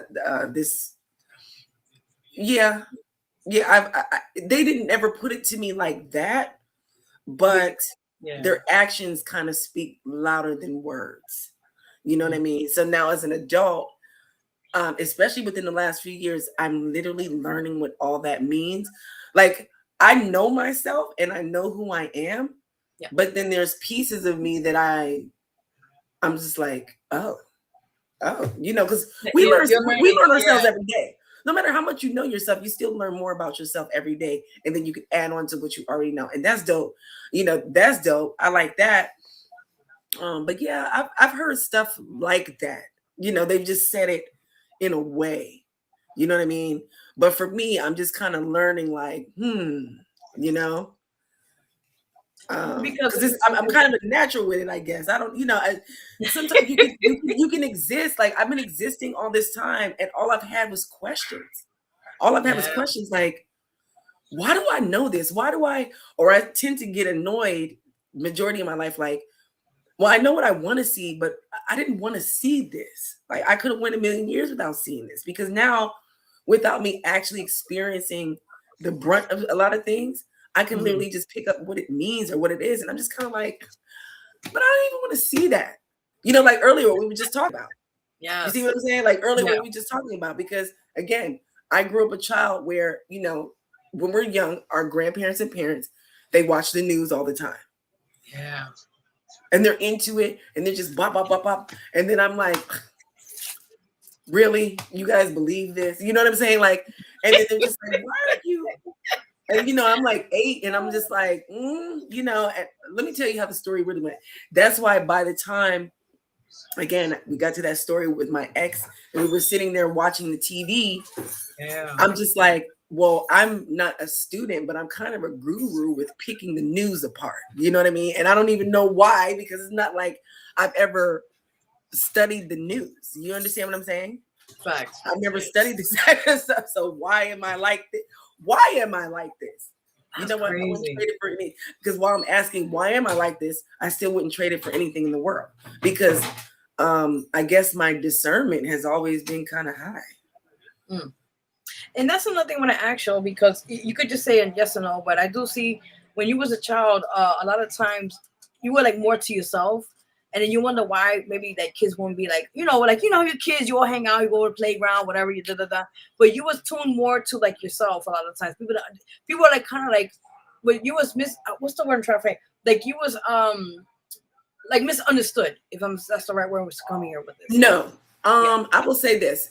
Yeah, I guess I was misunderstood, but the truth is I had a lot of friends. I was like, when I was young, I was popular too. Like I was definitely had a lot of friends, even though I had to learn that I had a lot of enemies too. But solitude has always been my thing. Like I can coexist with people and be at peace by myself. You understand what I'm saying?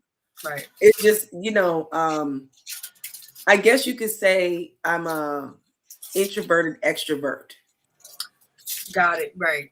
You see what I'm saying? Or an extroverted introvert. I don't know which way it goes, but if I'm by myself, I've never felt lonely. If anything, I'm more quick to feel lonely in a relationship. You know what I mean? Like that's the worst feeling to me in the world, like being in a relationship with someone and feeling alone, because you don't resonate with each other. But shit, I could be by myself and I can get it popping all by myself. Like I can paint, I can do this, I can do that, I can do this, I can dance, I can create something, because that's how I was when I was a kid. I didn't have a problem with being by myself, because I definitely entertain myself. But when I get in front of other people, I'm good at entertaining them too. Exactly. So it's not like I was to myself. It's just like I could take it or leave it. But if I'm by myself, I'm definitely at peace. When I'm around other people, they just have to be the right people.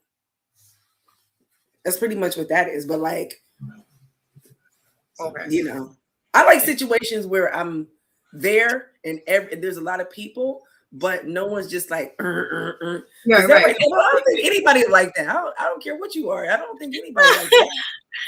You're like, shit. Yeah, like now you're just invading my space. Like, come on. You know what I mean? Because I've had situations where people want to invade your space and then turn around and tell you don't like people, you don't work good with people. It's like, no, I don't work good with creeps. There we go.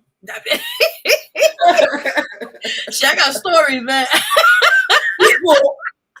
People are totally different from creeps. You know what I mean? And that's not just to say one side or whatever. It's just like, but I'm good. Like I said, I enjoy people when they're people that make sense for me to enjoy. Right. I can coexist with people. I'm at peace by myself. You know what I'm saying? Like, I think that's pretty, matter of fact, that's normal. Yeah. I don't even have to think about it. That's normal. But when I don't want to be bothered, I just don't want to be bothered. That's when the claws come out. Because if I don't want to be bothered and you can tell that, or you can sense that, then Right. you know what I mean? I mean, we're all human, you know what I mean? And we all have boundaries. Boundaries are very important no matter what anyway. Very true. Very true. And I think a lot of times, I'm sorry. Go ahead. No, I think a lot of times you're right about that. A lot of times when we, especially in this industry itself, I got stories where you meet interesting people, and I'm not saying I'm not bashing men, but a lot of times there be men out there that be trying to take a full advantage. If you don't put that stop sign, like, and it's unfortunate. A lot of times women like ourselves, we have encountered situations in the past like that, and we have to put the foot down, and so it's sad. It's a mirror dominated scene, but yeah. So undermining men bring out the bass in my voice. First of all, anyone who's undermining me brings out the bass in my voice, but definitely undermining men, because I do not care about any of that. Yeah. We are all people. And at the end of the day, I don't care what we were born, because none of us can help what we were born. Right. And there's intelligence there's intelligence in both species. And then or both genders. And then there's ignorance in both genders. Right. So whatever side of the fence you truly belong on, only time will tell that. And time will help that out. What will help time is, who you are willing to be in that moment, in that time. So if you're a man and you think that because you're a man, I'm supposed to play small or dumb, or, try to label me, oh, you're too this or that, the third, because, I'm a better co-pilot than a backseat, than riding and coaching. I don't know what to tell you. But what I do know is that, to me, you're not a good captain, and we're probably going to crash. So I don't even want to be on the plane with you anyway. So I don't care. You know what I mean? I don't believe in doing little here's and there's just to get anywhere. I don't believe in any of that.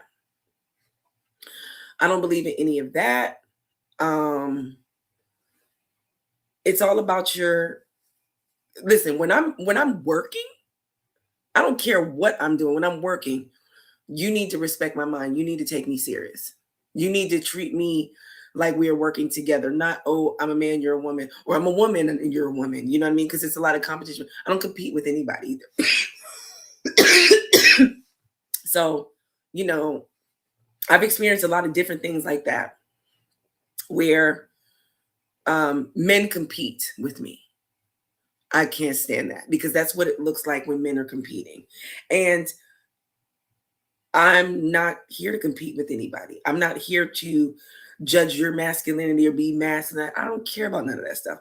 All I know is any man that steps to me with that, well, especially while I'm working in anything that I'm doing, I can't. Any woman that comes to me with that, I can't do it. I just can't deal with people like that in general. It's all undermining to me. I can't deal with it. I have no patience with it. And I've experienced it so many times, because a lot of times when you come across men in any industry and you are a woman, especially a woman that could be by yourself or a woman that is independent, you understand what I'm saying? They tend to take advantage of that from a standpoint of trying to humble you, trying to dumb you down. You know what I mean? So they tell you stuff like you're combative, you're aggressive. You can hold them accountable for something. The moment you hold them accountable for something, they call you combative.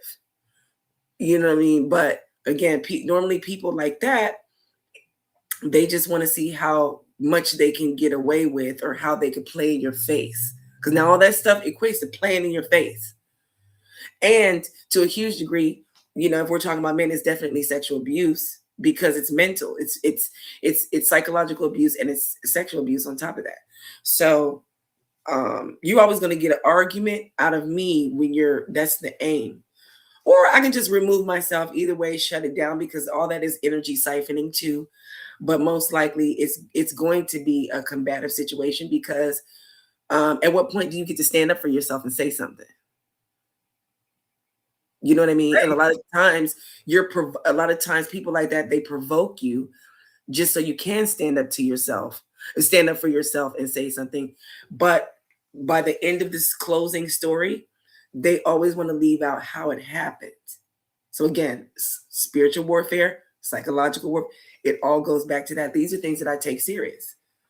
You know what I mean? Even in situations where it might happen frequently, whatever, but it's always going to be, I'm the kind of person, I don't go out without a fight. I want to give you applause, man. Listen. and I'm going to tell you why, because you're a beautiful woman, and I want it out of respect. And I see the strength you have.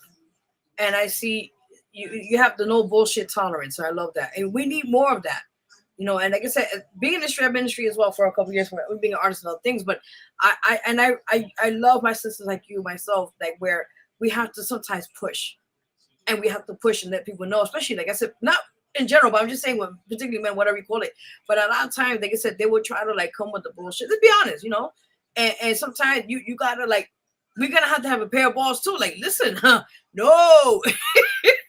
You know what I'm saying? Yeah, I've had that at 9-to-5 jobs or whatever, where I was actually facing sexual harassment, and a lot of times when you call it out, they'll fire you because now you're a liability. They do stuff like, I'm telling you that it's a lot of stuff that pretty much happens. You know what I mean? In, like I said, different industries, different things. If you're not giving this, oh, I'm a female, can you please help me? But my paycheck does not say, I'm not getting paid by how I'm not getting paid by how much you feel like a man around me. Because if you want to feel like a man around anyway, you should probably stay home. You should probably quit your job, stay home, and go with your baby mama or your wife or somebody that most likely you're ignoring.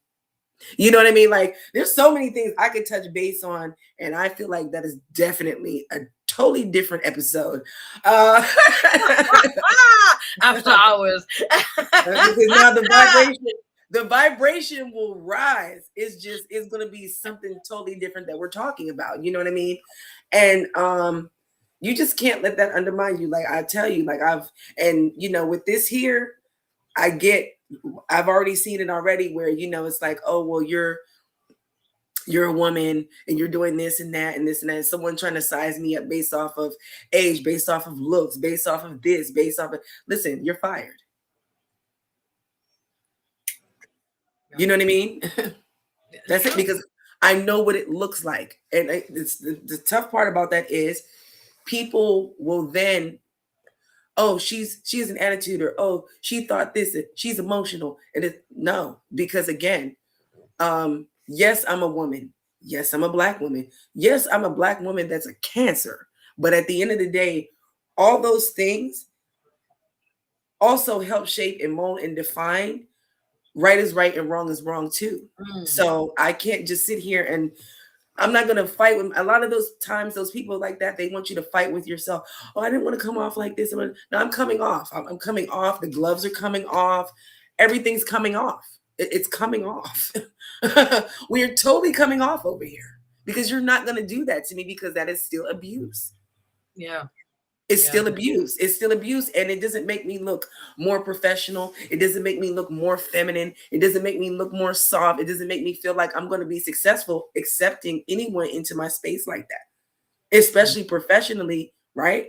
And especially with my shit. You know what I mean? Like, because I'm already not trying to, like, I already don't want to make it about it's my thing, because I don't do that. This thing here is to share with everyone.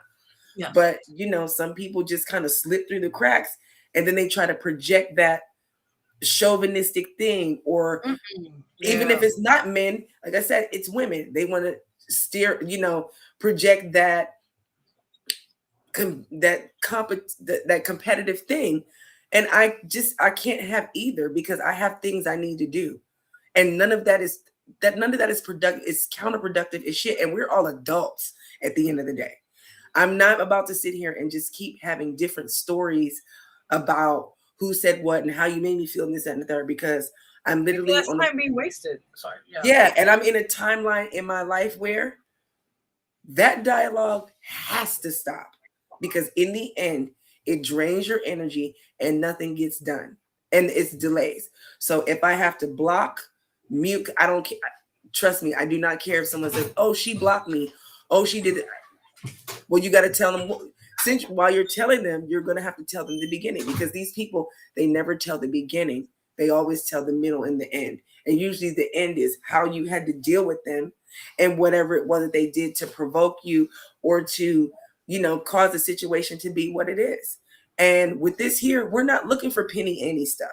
We're looking for people who have a great spirit and who actually are professional, not pseudo professional, where you're playing tug of war. We're not dealing with egos here. We're only dealing with confidence. We're only dealing with confidence. People are confident enough to even show up for themselves and others. Ego is all that dialogue that people like to have that lead to nowhere.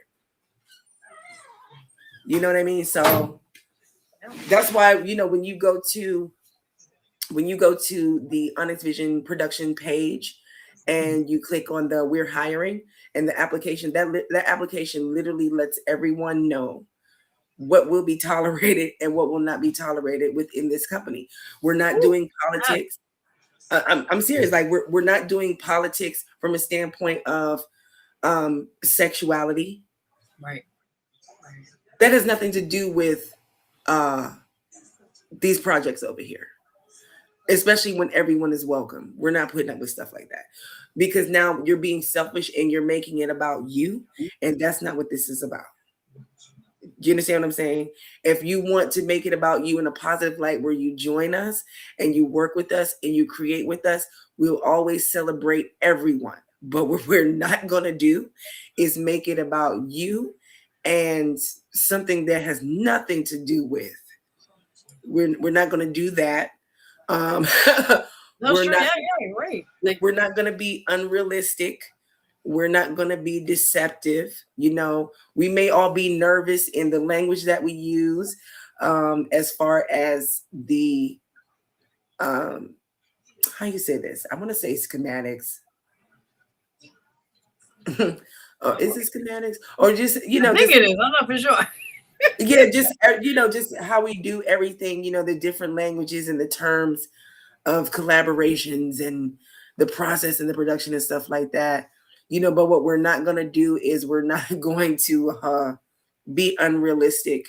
We're not going to use that as a way to down someone who's on this level versus someone who's on that level, because we've all been at this level before, and someone you had to gain that experience in order to become who you are. You know what I mean? So, and it's all grassroots, but at the same time, we still want to pick up the pace. It's how we do things here. We don't have a problem with figuring it out.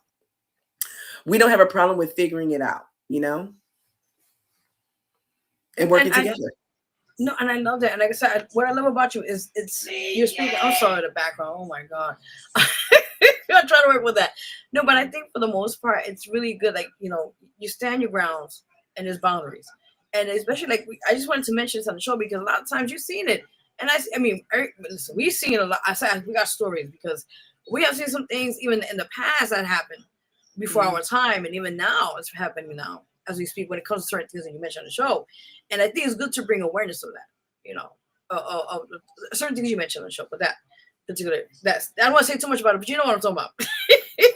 that atmosphere, that situation. And I think a lot of times we need to, as women, we got to speak up and let people know, like, no. We can't allow this in that certain environment, You have to speak up with that, And if the main concern is like how men are with women, you have to speak up, because let me tell you something. First of all, nobody in this country really wants to work. Let's be real.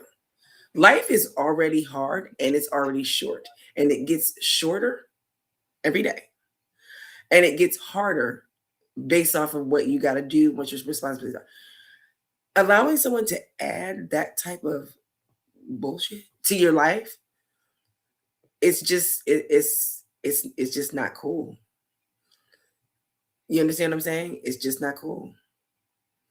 It's just not cool. And the crazy part about that is, like I say, with covert abuse, it's not cool to inflict that onto somebody. And like I said, you could be the strongest you think you are, but with covert abuse and spiritual warfare, like, it's something totally different because it's seen and unseen at the same time, and only you feel it. You know what I mean? And no one's going to be honest about it. So that's how it works at jobs too. That's what I've learned, through certain stuff that I've experienced, so, but in a creative industry like this, always make sure that you are standing your ground with anybody who comes playing in your face, undermining you, underhanding you, and all that stuff. If you don't agree to something, don't let it fly. Don't let it fly. And they say, oh, don't take it personal, it's just business. No, take it personal. Because a lot of those things that they tell you not to take personal are designed to ruin your business. Facts. Woof. Listen, people, listen. When you watch it later on, it's live right now. We'll be having a replay. Oh, God, hold on one second. I'm so sorry. Jesus Christ. Okay, so put your I can't. They can still hear her. You see, I got a live audience in the back. That's fine. That's fine. Lord, I'm trying back. Oh, I can't today. Sorry for that. But back to what I was saying. Like I said, I commend you again, what you're doing. Continue with what you're doing right now. And we need to have, I think it's good we talk more about this and this awareness in the industry itself. And I think not even industry, and also different aspects. Like you said, it's not only industry and the regular jobs, things that you see on a regular basis. People, I'm not bashing men, but particularly the men, they got away with a lot of bullshit. And a lot of times, they get like this, a pat in the back or a pat in the hand with uniform, and I think we need to, there's a lot of strict rules now about this, but a lot of times it's been overlooked, and I mean, I could go on about this, but it's just the fact that we need to bring more awareness about this and have, about this matter as it is when it comes to sexual harassment. All that I mean, I've worked in warehouses, so I've worked in male-dominated industries, like the warehouse, logistics and stuff like that, and it definitely goes on there. But then again, I've experienced that same amount of discrimination at different jobs with, oh man, it's ridiculous, with different types of situations. But I think the most hurtful one for me was definitely the SH, the sexual harassment at work, because in the end, you'll literally be defending yourself, or you want to try to report something, but you become the problem, you become the liability. You know what I mean? So that right there really sucks. But the truth is, do I really belong working in the warehouse anyway? Do I really, like, it's cool for the whole female aesthetic, whatever. But at the same time, do I really want to drive a forklift? Do I really want to have to wash my hands every 15 minutes because it's a bunch of soot on there? Like, do I really want to move these heavy bottles? Do I really want to shrink wrap? Do I really want to do that? Or do I really want to do something that is softer because I deserve to do that? And again, it's so much tied into that. But like I said, no matter what industry you're working in, everyone should feel comfortable enough to come in and do their job. And they should not have to feel like, that, well, in order you have to do this, like some weird, like, initiation, like, you know what I'm saying? Like, because here's the thing. Let's say you fall for all of that, right? You're going to get it worse because everyone's paying attention to that. You get what I'm saying? When you fall for that, it's just going to be worse. So you're better off. It's a lose-lose situation. So you're better off just finding another job. But at the end of the day, it's like, how do you keep going on living like that? How do you even get your bills paid like that? How do you, and then even more, like, how are you mentally healthy like that with people putting you through stuff like that? You know what I mean? And, unfortunately for some women out there, a lot of women out there, when it's all said and done, they don't want to deal with the opposite sex to any capacity because they're thinking that, or it might traumatize them. People don't think about what they do before they do it, men or women. You know what I mean? I want to thank you so much on your feedback on that, because I think a lot of times we don't really talk about these matters. It's like, sometimes we close behind doors. We have conversations about, but I think it's good to bring the awareness more as it is. And like I said, it's unfortunate. It's a flip side to everything, but I think we should just have more conversations like this, and what it is. Yeah. Absolutely. I mean, you just gotta be vigilant with it, you know what I mean? And if it's too much and if you end up dealing with it, no matter where you go in the 9 to 5 workforce, at some point it is good to create your own job. At some good, it is good for you to work for yourself. It's gonna be harder at some point, but it just might be easier. You know what I mean? Especially with the internet and the way people are getting brand deals and doing different stuff like that on different platforms. Maybe it's not so hard after all. Maybe it's not being a creative. Maybe it's not so hard being an influencer. Maybe it's not, because would you rather have your peace and the only thing you worry about, someone in the comments, and you can always block them. It's so simple. Now they're going to have to take out the time to do more work and make another account, but whatever. At the end of the day, you're still getting paid. You still get to create. You still get to be in your own little world. You still get to meet others alike, all this stuff, you know what I mean? Versus just going to work every day, dealing with some bullshit that has nothing to even do with the job. It's people are treating you the way they want to treat you because of what you were born, who you were born. They don't care. They don't even care about your skills. Let me tell you something. Frequency Fest and everything I'm doing, all things Honest Vision Productions, this is literally just how I work, no matter what I'm doing. I'm always a multitasker. I'm always showing up. I'm always bringing the numbers. I'm always doing that. You understand what I'm saying? The problem with that is, with the jobs, I'm underappreciated because one, they start. I mean, listen, I've had people size me up, okay, based off of how good I was working. And it's not that I'm working good because I'm showing off. Well, the job description says boop, boop, boop, boop, boop. Right. And I get paid this amount of money that still ain't enough, by the way.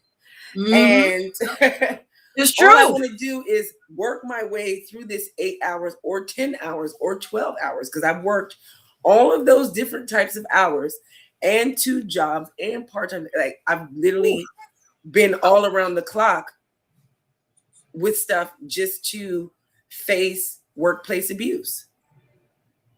And in the end, it's not fair to someone like that who faces workplace abuse, because how do you tell that to unemployment when they're saying you're insubordinate? Now you have to go back and say, now you're telling some penny ass story that pretty much is a strike against your life and it wasn't your fault.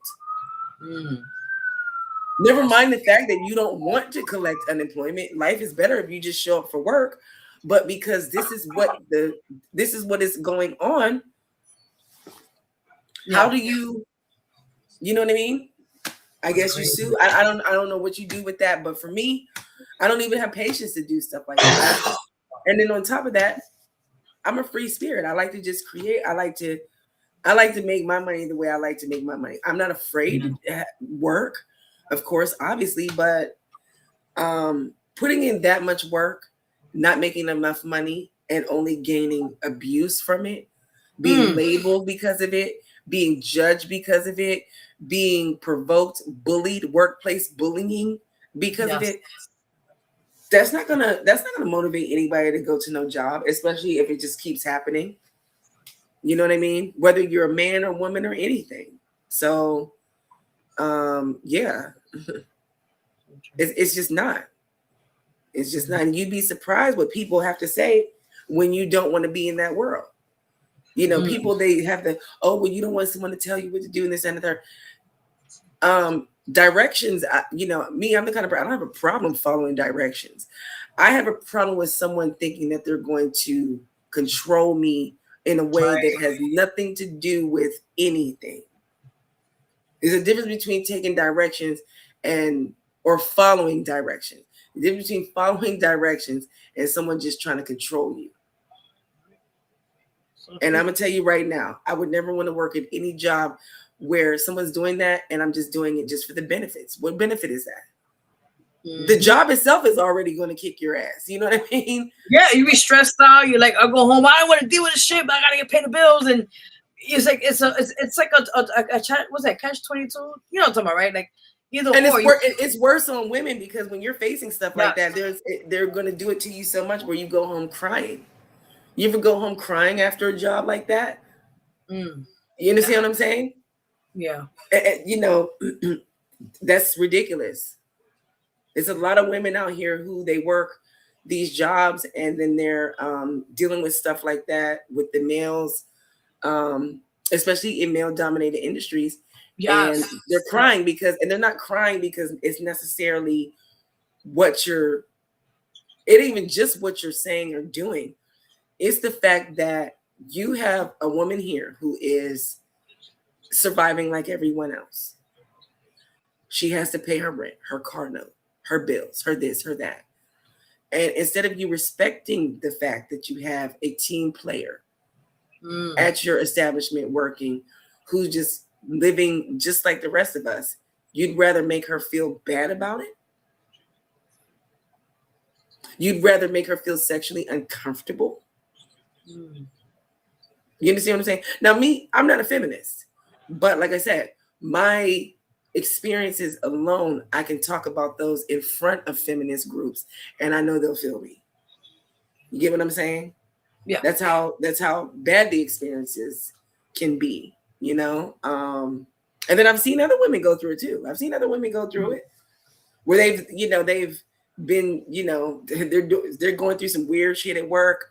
Next thing you know, they're just crying and crying and crying because it's like, what do you do? Well, I have this, I got that. I need to go to work. I need this job. I need this job. Because the first thing you think, well, I need this job. I need this job. So you put up with it a little bit more. Right. I need this job. I need this job. And that's the part right there that makes you cry because you need the job, but you're going through all this weird stuff or someone trying to press you or someone trying to make it like they're dating you and all this stuff. You just got to be careful falling for all of that stuff, no matter what you're doing. Again, for the creative community, if you're going through stuff like that, like I said, the good thing about this is we can always cut ties because it's our shit. It's our shit. You don't have to collaborate with anybody for anything. You know what I mean? And you don't really truly lose out. You might meet someone who's highly skilled or they could fill a slot here or they might know connections there. But here's the thing. God doesn't keep people, places, and things in your life if you don't need them. That's it. Wow, this is a hell of an interview. I'm telling you, this is one of the best ones I had so far.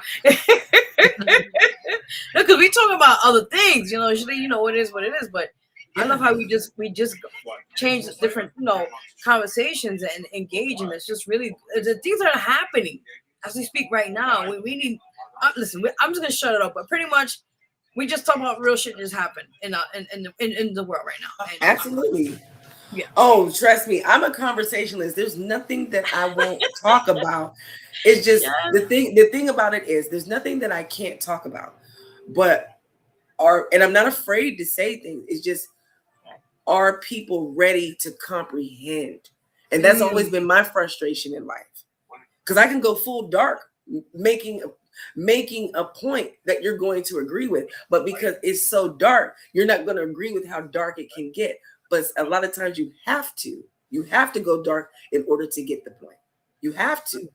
Because if you just keep it dressed up and it's like, it won't, then you'll have how everyone is just jargoning all day. So true. So true. Oh man, there got to be a part 2 to this, man. there's a lot of stuff that I can touch base on, as far as not even just what I disagree with, but the structure of how stuff happens. The structure of how stuff happens with racism, with sexism, with abuse, with psychological abuse, with sexual abuse, with workplace abuse, with, men versus women versus. I don't do battle of the sexes conversations, by the way. I don't do that. Yeah. So when men, I've had men, come to me in the past and try to give me, they would try to like, what I realize is they would try to coerce me into giving a female opinion. And then when they and then when they realize that my opinion is way more masculine than theirs, they end up feeling like a bit, you know what I mean? Like, oh my God. I don't think you're the man you thought you were. You got the wrong girl. You know what I mean? So I'm done. I can't. a lot to that too is like everything about me is duality. So I'm a Sigma female. So I don't know if you know anything about Alpha, Beta, and Sigma, female and male and stuff like that. As a Sigma female, we tend to be a whole lot more independent thinkers. We tend to be a whole lot more independent when it comes to a whole lot of different stuff. So when you asked me earlier the question about, me growing up and just being to myself, yeah, I'm always independent first, but I'm very good team player. I'm very good hands-on. I'm very good with helping people. I'm very good with advising people. I'm very good with, you know what I mean? Stuff like that. I'm very good with being around people so long as it makes sense. You understand what I'm saying? So no matter who they are, that's why diversity is very important to me. I don't want to just be around one type of people. I want to be around you long enough to learn, but it's not going to consume me to the point where I'm either going to be too ignorant or too obsessed with it. You get me? Because I'm still me. That's my identity is mine. Like my personal identity is important to me. Forget my skin color, forget my gender. My personal identity has always been more important to me. So if someone comes to me and says, oh, well, because now I've had some guys say to me, well, I don't usually date Black girls, but you don't wear weave. And this is when I had my hair cut or whatever. Yes, these were Black men. Girl, these were Black men, and they were about as black as these gloves right here, right?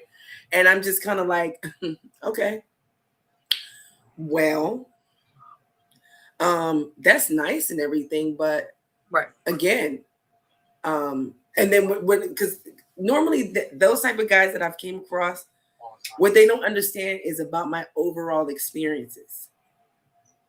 My overall experiences are very diverse, very high level diverse experiences, and they're so like monumental. So when I come across men who say stuff like that, it's very far and few in between anyway. And it took a long time in my life for me to even like a man to even say that, because I normally don't even get stuff like that. That's good. And that's when you're dealing with a narcissist also. You'd be like, shoot that way. Yeah. That's when you're dealing with a narcissist also, and you just gotta let that shit fly, especially when you know your worth. You know what I mean? So, I don't know. Diversity is really important to me, but I don't know. I brought that up to make a point about I'm not limited to anything. Basically, as a Sigma female, I'm not limited to anything. Like, oh, I'm in this bracket. The bracket that I'm limited to in is mine. You know what I mean? Like, I'm in my own bracket, but I'm not just gonna limit. Oh, I'm this, I'm that. I'm not good enough. What? I'm more than good enough. I'm the shit.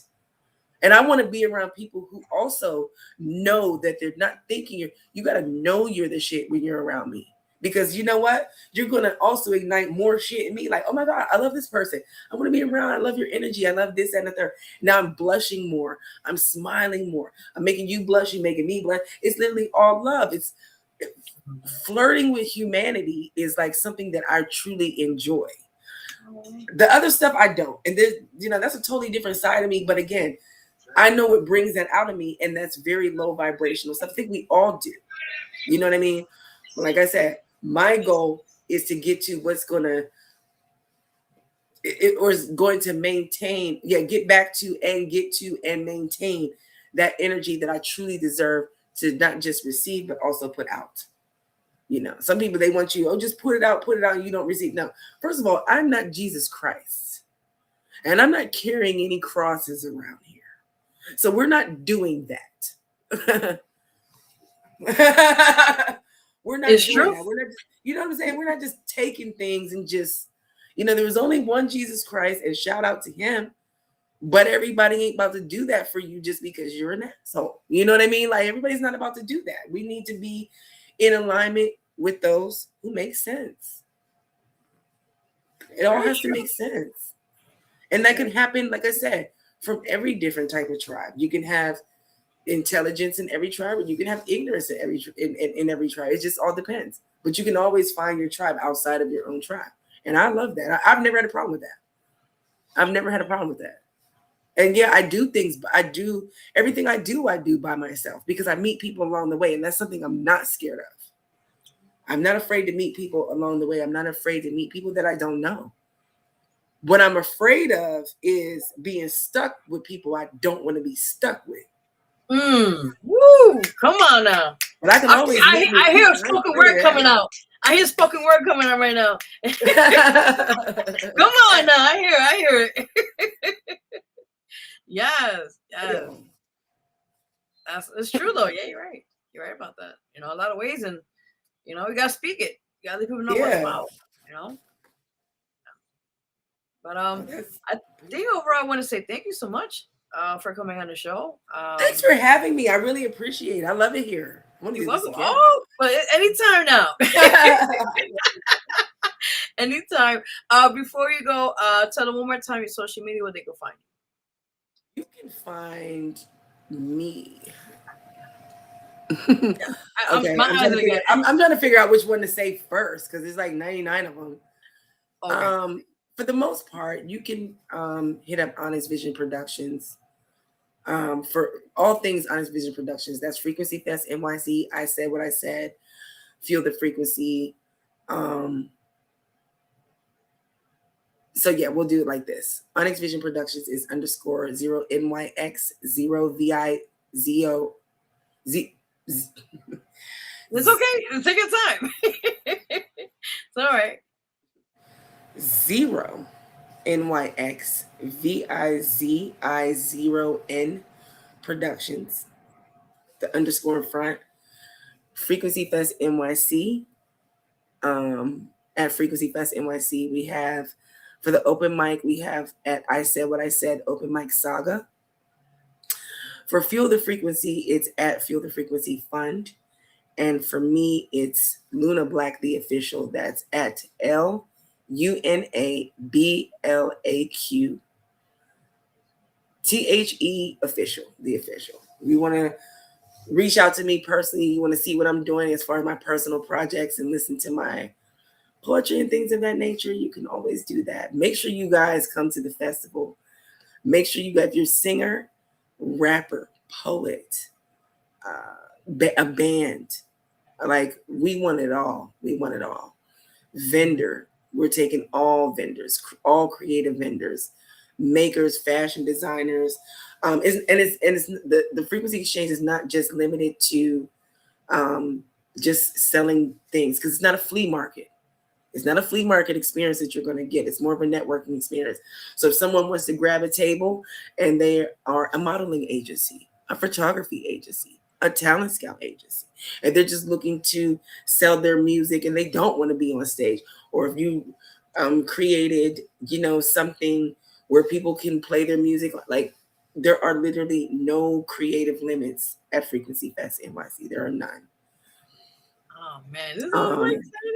Yeah. This is amazing. I can't wait. But again, I want to say thank you so much for coming on the show. And listen, you're amazing, and just keep that same energy. Keep doing what you're doing. Fuck whatever. Do you, and you got this. Remember that. And it's a fact. And it's a fact. And it's a fact. And it's a fact. Yeah, you already know. But furthermore, again, one more time, put the flyer up so you guys can see that one more time. March 16, guys, come through. It's an amazing event. As she just mentioned a few minutes ago, there is a few more slots available. Artists, please contact her if you want to be on the show. Deadlines by March 9th. Also, real quickly, there is tickets available if you want to come show support. please, come through. It's a great venue. It's great stuff. They have great drinks. Listen, it's a good spot. And Go food check it too. Oh out. my God, this food is so I haven't good. tried it yet, but Food is good. yeah, she's like, yes. And again, one more time, I want to put on the flyer here so you guys can see one more time. She mentioned a few minutes ago, July 11th, July 12th is a 2-day fest. It's called Frequency Fest NYC. Go check it out. It's going to be a lot of great vendors, a lot of amazing talent. Creators, listen and contact her as well. If you'll be a part of the show, part of the festival as well. Just listen, support. Just contact and network. That's what it is. So, just come check it out, Yes. You already know. Absolutely. Absolutely. So you guys got a whole lot of information. You already know. And make sure you definitely come to the open mic because I'm watching. You might be able to skip that process if you come to the open mic. Definitely. Okay. Ooh, exciting. Definitely. Yes. Yes. So we'll see. Make sure. So, yep. But yes. I just want to say thank you again, and I'll see you soon. You know how we do. Okay. Period. Yeah.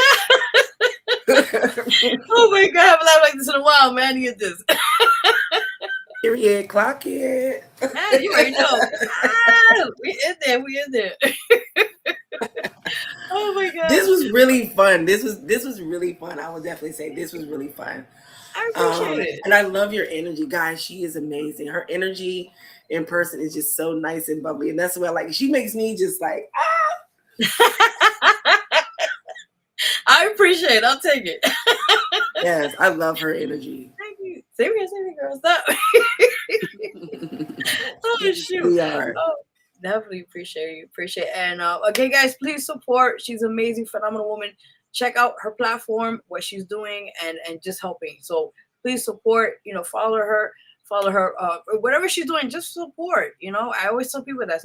Don't be afraid to support people, like a thing on Facebook, share their stuff. It don't hurt, So yes. Yeah. And check out that. Can you say that one more time before we go? I love the name, by the way.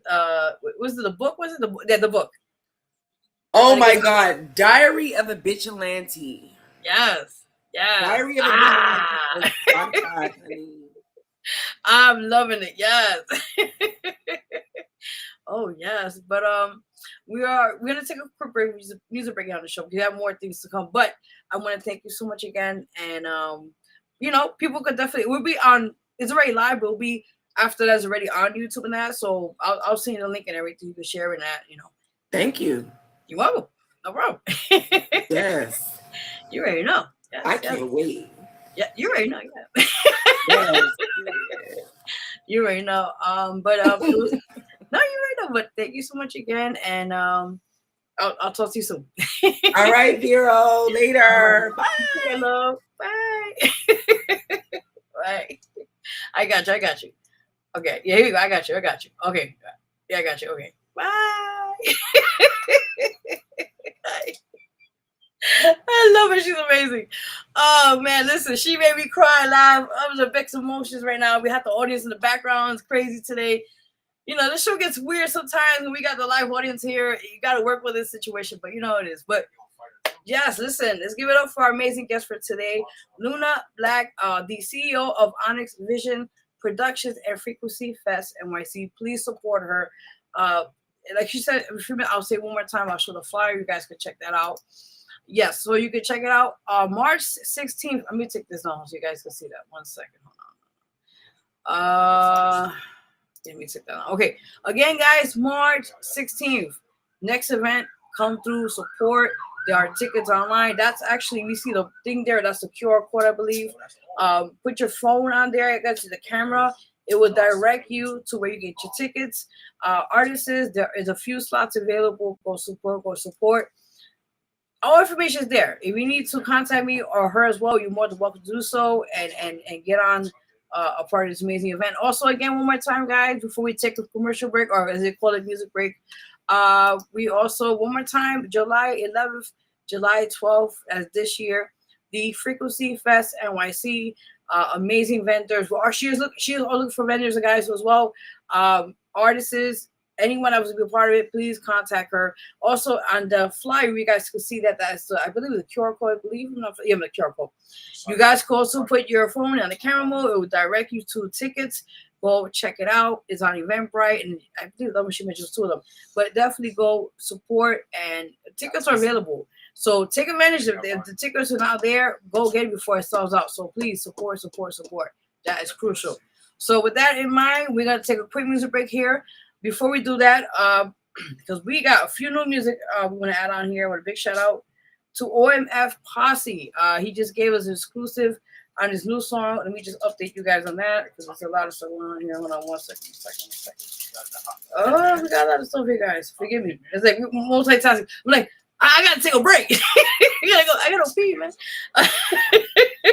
All right, guys. So big shout out to Tank the Real, who will be coming here in March 13th. He's an amazing artist, but you got a chance to talk to him privately. A lot of couple things he's working on project-wise in that sense. But with that in mind, I'll be playing his song called, I believe it's called Closer, and the album is out called Lost in Paradise. You could definitely go support that on all digital platforms. Big shout out to him. Also, OMF Posse will be playing exclusively here on the Vero G Spotlight Radio Show here, you guys. The song's called When They Talk About Our People, They Talking About Us. That's new music from him.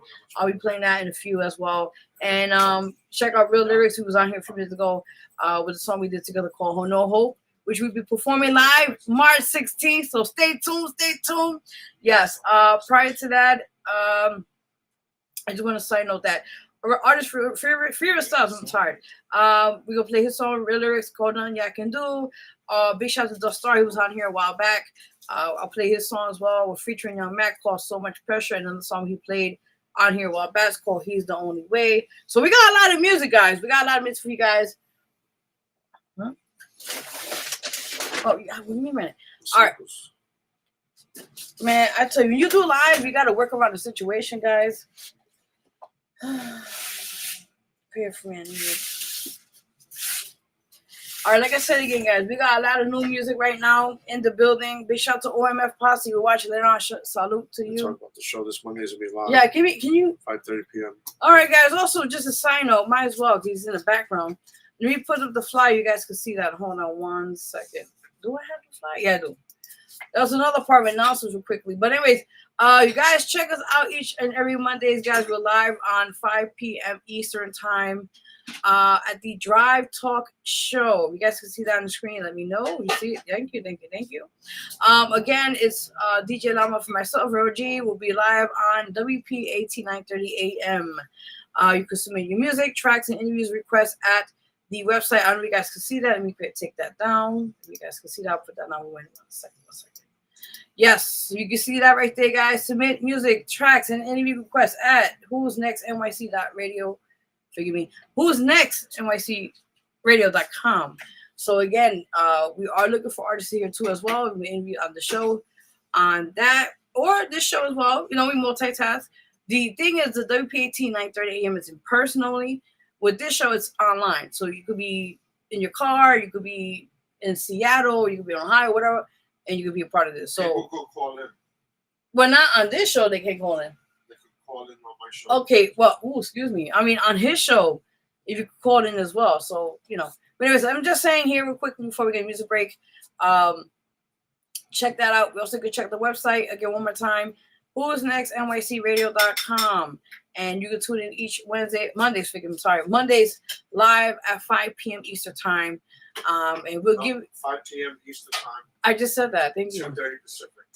All right, what he just said, guys. You guys heard him. He's the man of the hour in the background in the kitchen. Yeah. Lord have mercy. All right, guys, we're going right into music break because I got to take a break. I got to pee and shit. Forgive me. Yeah, I know so much information. What's up, Frequency? Much love. You already know, girl. That's right. So that's what's up. Thank you. Appreciate you. All right, guys. So with that in mind, we'll take a quick music break. I told you a few artists we're going to play live right now on here. Big shout out to them. Tank the Real, OMF Posse, Real Lyrics, Furious Stars, and a few others. So we'll be right back, and I hope you guys enjoy the show. We got more to come, so don't leave. Full Nation. That's right, Fufu Nation. Yes. New proud sponsors. All right, what he just said. All right, guys. Like I said, we're taking a break right now. and we'll play a couple of tunes. We'll be right back, and we're gonna be giving you guys what? Breaking news. That's right. So we'll be right back. Stay tuned. If you like the show, enjoying it, you can share, like, comment. We're also being live right now on YouTube, also on Facebook Live, and also on Twitch. So you guys could definitely support us there and share or follow, or we want to call that kind of stuff, you know. But with that in mind, let me finally get a brief commercial break. We'll be right back, and I'll see you guys in a few minutes. All right.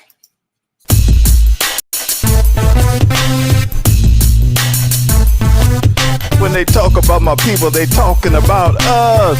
What they talking about? We still in the struggle. When they talking about the people, they talking about us. What they talking about? We still in the struggle. When they talking about the people, they talking about us. What they talking about? We still in the struggle. When they talk about my people, they talking about us. What they talking about? We still in the struggle. When they talking about my people, they talking about us. Now what they talking about? We still in the struggle. When they talk about my people, they talking about us. You ain't gotta tell me nothing, I don't really wanna hear it. If you get in my face, I'ma turn you to a spirit. Gotta be another, if it ain't one thing. I'm in the studio, I'm hungry, I need some chicken wings. Like Rick Ross, all I wanna do is be a baller. People talk about you still here, yeah, I'm still alive. People talk about my name, bringing it up in conversations. Don't worry, cause I know you're still hating. I can cry like a baby with all the problems I got. If the water ain't boiling, if the flames ain't hot. When they talk about my people, they talking about us. What they talking about? We still in the struggle. When they talking about the people, they talking about us. What they talking about? We still in the struggle. When they talking about the people, they talking about us. What they talking about? We still in the struggle. When they talk about my people, they talking about us. What they talking about? We still in the struggle. When they talking about my people, they talking about us. Now what they talking about? We still in the struggle. When they talk about my people, they talking about us. Never would ever be the same again. We let freedom ring, killing one another, landing up in the prison system. We feel there's no way out. The change is supposed to come. Brothers still have no cloud. Poverty's no joke. Brothers hit the pot. Their nightmare just got started all up in the alley with the dope fiends at night. We used to go to school. We died for the cause. 2025, my people still headed to the back of the bus. Children out of control, making unnecessary noise. Our people still in this concrete jungle. Ain't a damn thing changed. Masters still making a bundle. When they talk about my people, they talking about us. What they talking about? We still in the struggle. When they talking about the people, they talking about us. What they talking about? We still in the struggle. When they talking about the people, they talking about us. What they talking about? We still in the struggle. When they talk about my people, they talking about us. What they talking about? We still in the struggle. When they talking about my people, they talking about us. Now what they talking about? We still in the struggle. When they talk about my people, they talking about us. My people still struggling, working 9 to 5. We gotta pay the rent, the cable, the gas bill just to stay alive. We work 40 hours after Texas. We still in the red. Our children need clothes, school books. Problems of the world. When I go to bed, I feel the pain. I see no light at the end of tunnel. We gotta just stand up, never give up, and stay out of trouble. Tell me, how can you survive with all this modern technology? And how can you get money? Yeah, I deserve an apology. Got you talking about the past and what we went through. The time is now. See what God gon' do. Keep your head up like what you see in the sky. My name is Sinister and ain't no reason why. You talk about us, now what? When they talk about my people, they talking about us. What they talking about? We still in the struggle. When they talking about the people, they talking about us. What they talking about? We still in the struggle. When they talking about the people, they talking about us. What they talking about? We still in the struggle. When they talk about my people, they talking about us. What they talking about? We still in the struggle. When they talking about my people, they talking about us. Now what they talking about? We still in the struggle. When they talk about my people, they talking about us.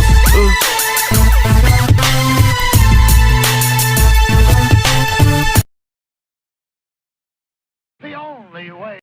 The only way.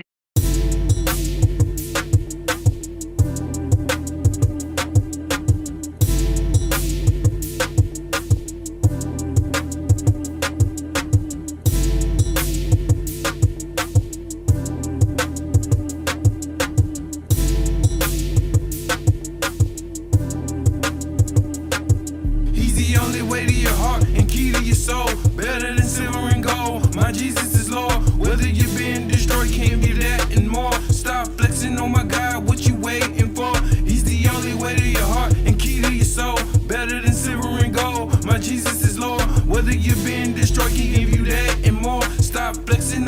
God, what you waiting for? From the trenches and sitting on the benches, my soul changed partners, and I'm asking for repentance. My mind stayed reckless and hard, were relentless. But now that I got him, all has been forgiven. No matter what you done, throw it away and forget it. He requires your life and undivided attention. I see I got potential. This rap thing that I mentioned, there's a war outside. We steady up on a mission. Reaching these souls, I gotta make it my intentions. Believe me, it's something that you wanted to continue. That's why I keep my feelings and my thoughts forever hitting. Can't wait to see the day that I finally get to meet him. My life be lemon like a tree that's living. This world ain't for these, so you can go ahead and keep it. And if we can rule the world, maybe we can teach them. Let's stomp on the devil's head and let's keep him from peeping. Let's go. He's the only way to your heart and key to your soul. Better than silver and gold. My Jesus is Lord. Whether you're being destroyed, he need that and more. Stop flexing on my God, what you waiting for? He's the only way to your heart and key to your soul. Better than silver and gold. My Jesus is Lord. Whether you're being destroyed, can give you that and more. Stop flexing on my God, what you waiting for? The world's at a standstill, dropping bars like an anvil. Blessings coming left and right as fast as a windmill. God, yeah, he's so real. Can imagine how I feel. We do this for our Lord Jesus Christ until the pain and the suffering, no name is above it. Each and every day I'm alive, I just wanna hug him. When I'm spitting, it's nothing, but for you it's something hot and so heated. It's like it's fresh coming out the oven. While we breathing on this earth, you better be precautious, cause time is running out and you're running out of options. Second coming, no stopping. Watch the throne is popping. We just trying to praise your name, you are the topic. Bow down to the King, every tongue confess. Get us to the promised land, cause the world is a mess. I can feel my heart beating, your love is in my chest. No silver, no gold can make me love you when he's less. He's the only way to your heart and key to your soul. Better than silver and gold. My Jesus is Lord. Whether you're being destroyed, he need that and more. Stop flexing on my God, what you waiting for? He's the only way to your heart and key to your soul. Better than silver and gold. My Jesus is Lord. Whether you're being destroyed, can give you that and more. Stop flexing on my God, what you waiting for?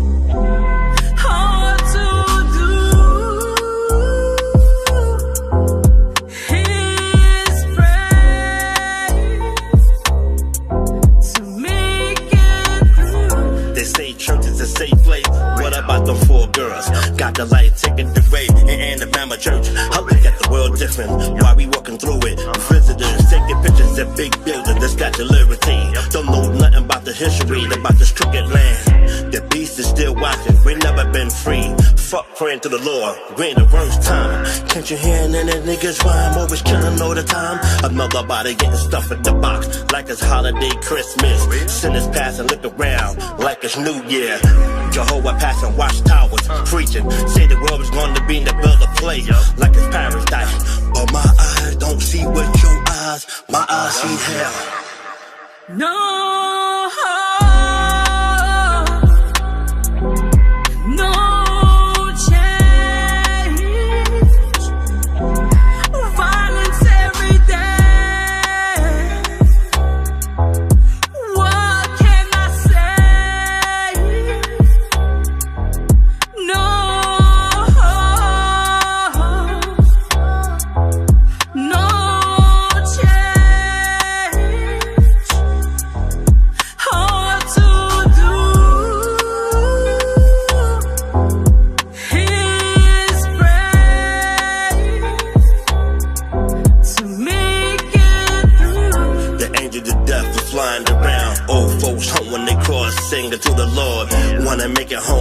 on these empty streets.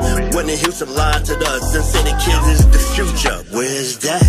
On them 80 babies killing us. We're by the days they talking about. All I see is hearses, going to graveyard site and bury more coffin.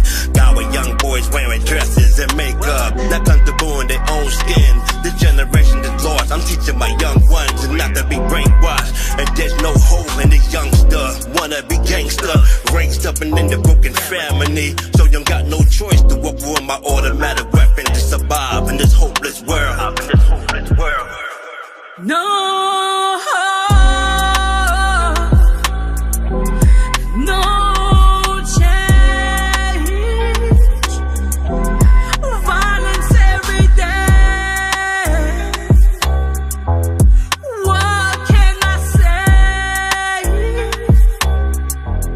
No, no change. Hard to do is pray to make it through.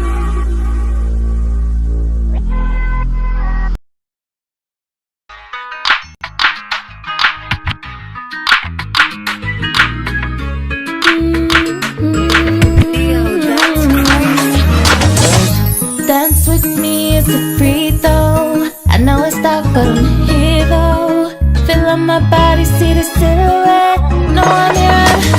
Wet, fucked up, all three amigos. You say you don't piss, but we do. Dime esto, dime cuál. Show me again, no. My body's dripping gold. Words a lot more. Start feeling like I might need you tonight. My body on yours. Don't push my body, come closer, closer. Skin to skin, can we get closer?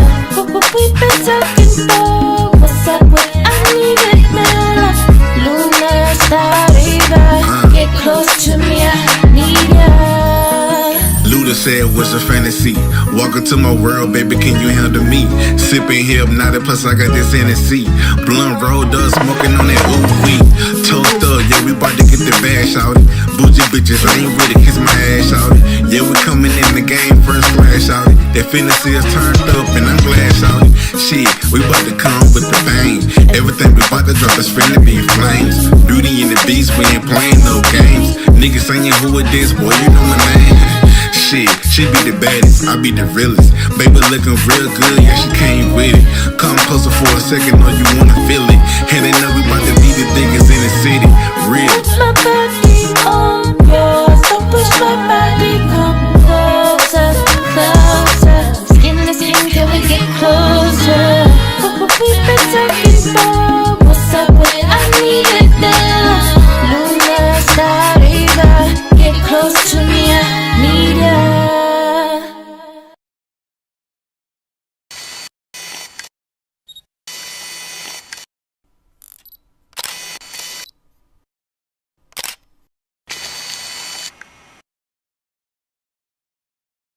Yo, what's your style of that? I don't know.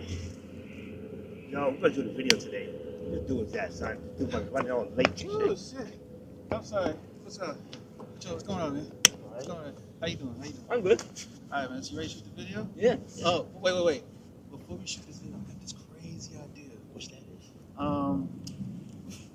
We should shoot it with cowboy hats, man. What you think? Hell no. What do you mean, no? Nah. Y'all for real? I'm dead ass, son. Hell no, man. Keep Come that. on, man. You guys, come on. Think about it. Nah, I don't want no cowboy video. I ain't gonna do no cowboy hat, son. You really gonna leave me like this? Yeah, I'm leaving it like that, son. You on your own.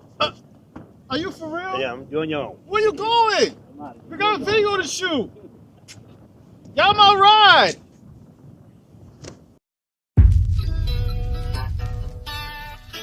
Yeah.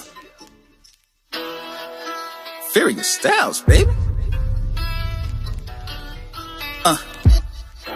Check it out. Let's go. Can't mess with me. It'll be the wrong thing to do. Continue to cross that line. That's on you. The handsome devil's in the flesh. Whoso I will collect. Waste the precious air. Say what? Just take your breath, cause I'm coming for the net now. So you better put that pen down, or should I get worse? Save the best for last, girl. I'm on that ass, but I ain't gonna come first. I'ma own it. I got the fire built to last. What do you mean? Batteries not included, ready to step up to get beat down.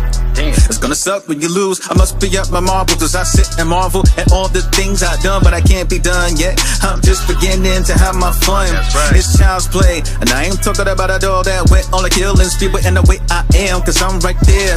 A true sight to see, visible to the naked eye. I never tell a nigga what I do. Being complacent, that ain't the way, kid.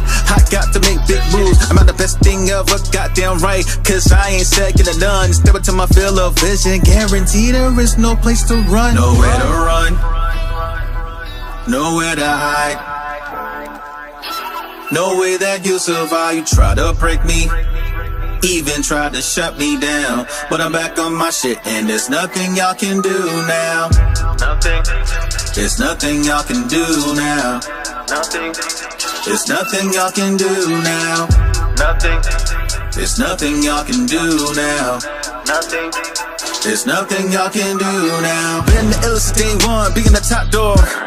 Pulling my weight up, ain't nobody messing with me. Cause I'm dying to meet you. I did not mumble the words, did not mix them up. Everything I said is crisp, but you will get dropped, and I will not stop until I take over. To think a nigga like you could take me down, so hard to believe. Laughing in your face, 11 in your face. If you think you can flow like me, I'm pulling that work, dirt to the point that my hands got so filthy. So many in the game that don't like me, but to fake it is what kills me. Got an issue cause I dissed you and not felt bad. Now explain why should I show any remorse, but you had the goals to turn cold peak shit to the side. Now all of a sudden you pissed at me cause I decided to change up. Never the same man cause I washed up. Always been on the grind counting my bucks, crushing out, no need for that, the shit's so whack. Now watch your back, the money attack, and it's a rap for niggas who rap on this and that. The shit is trash, stop the cat, pack your bags, you're done finito. Thinking that you're really hitting hard, I eat those. Not a damn thing you can do about it, I'm here to stay. Blocking the path I walk, get out the way. Nowhere to run, nowhere to hide. No way that you survive. You try to break me, even try to shut me down, but I'm back on my shit, and there's nothing y'all can do now. Nothing. There's nothing y'all can do now. Nothing. There's nothing y'all can do now. Nothing. There's nothing y'all can do now. Nothing. There's nothing y'all can do now. Young rappers paying for their soul to the doctors. When I come through with the verses like a bad fight with, try to stop me. No, that can't hold me down. My competitor don't wanna see me do better. Still wanna feel to make a touchdown. Never give up, never give in, never real. My flow sound like a guitar blues. Got the niggas mind open like an automatic weapon. Nothing you can do about it, just watch and learn from the greatest. Stay hot like California. Too much wanna be, nobody wanna be leader. Everybody wanna sound the same on track, but it's still your swagger. Smile on your face while you're falling. Make the hater stronger. And every time I drop something new, make a demon angry. My tongue like a holy water. When the words come out, make MC run like a trap team. I'm a fiend on the mic like a drug addict. Nothing you can do about it. Just ride with me, don't hate on me. What goes around, come back around. Nowhere to run, nowhere to hide. No way that you survive. You try to break me, even tried to shut me down, but I'm back on my shit, and there's nothing y'all can do now. Nothing. There's nothing y'all can do now. Nothing. There's nothing y'all can do now. Nothing. There's nothing y'all can do now. Nothing. There's nothing y'all can do now.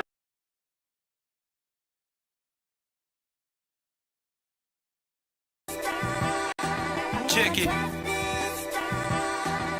I'm praying to the Lord, to the heavenly skies. When I wake up, seems like I gotta dry my eyes. Pick and choose, life or death is like a present surprise. Cross the soul in the path like a fresh new time. The age of 14, I was a kid with a dream. Fast cars, clothes, women, and getting this green. Sunday service rehearsal with the praise and worship team. Got introduced to the Father, Jesus Christ is King. Like Noah did when Jesus made him, building the ark. Put my verses and lyrics in when it comes to this art. How Jesus Christ, so ain't no need for me to spark. Making sure that we coming so you know how we start. Let's go. So much on your plate, trying to get this cake. Haven't traveled the world, in and out of state. All the troubles you went through, it's written on your face. Pressures of your life, don't wanna make a mistake. Say so much on your plate, trying to get this cake. Haven't traveled the and out of state. All the troubles you went through is written on your face. Pressures of your life, don't wanna make a mistake. Got no more ton of ways, gotta make something shake. Remember this being broke, happiness came from making memories with my kids, chilling with the homies, cracking jokes. Manifested my lifestyle, learned how to meet a broken heart as a child. When you hold grudges, your hands ain't free to catch blessings. Tired of living reckless, steady stressing. Want us back in nooses, ain't it bad enough? They aim at us when they shooting. Well, I got some bad news, this generation wide won't get the same conclusion. Really hope you tune in. This the knowledge that I keep. Protect your family, spread love, strategize how to get rich. For years we dealt with tragedy under so much pressure. So much on your plate, trying to get this cake. Haven't traveled the world, in and out of state. All the troubles you went through is written on your face. Pressures of your life, don't wanna make a mistake. Say so much on your plate, trying to get this cake. Haven't traveled the world, in and out of state. All the troubles you went through is written on your face. Pressures of your life, don't wanna make a mistake. Yeah, we praise you, Lord. We praise you, God. You know, we trying to make it out here nowadays. Keep your eyes open and mind focused. Yeah.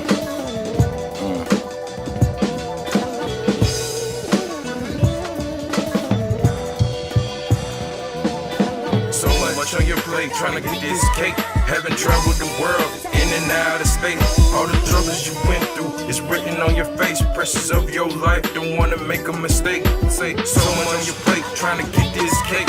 Haven't traveled the world, in and out of state. All the troubles you went through is written on your face. Pressures of your life, don't wanna make a mistake.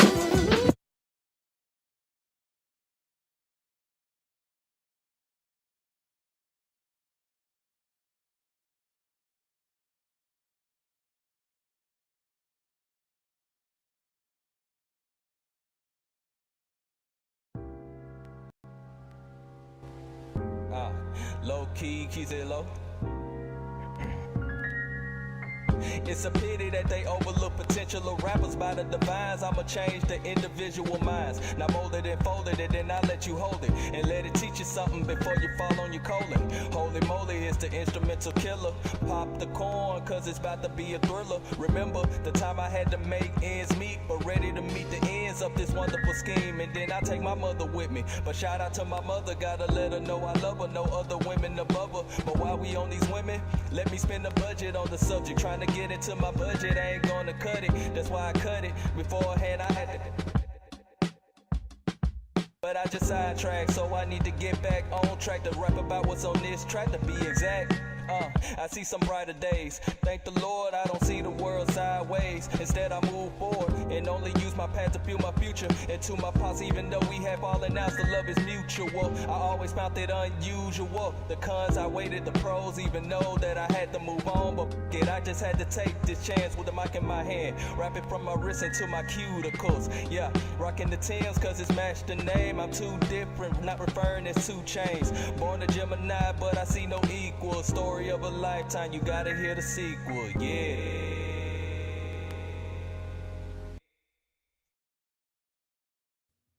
Hey yo, this is Ant Taylor, and you're watching the Vero G Spotlight Radio Show.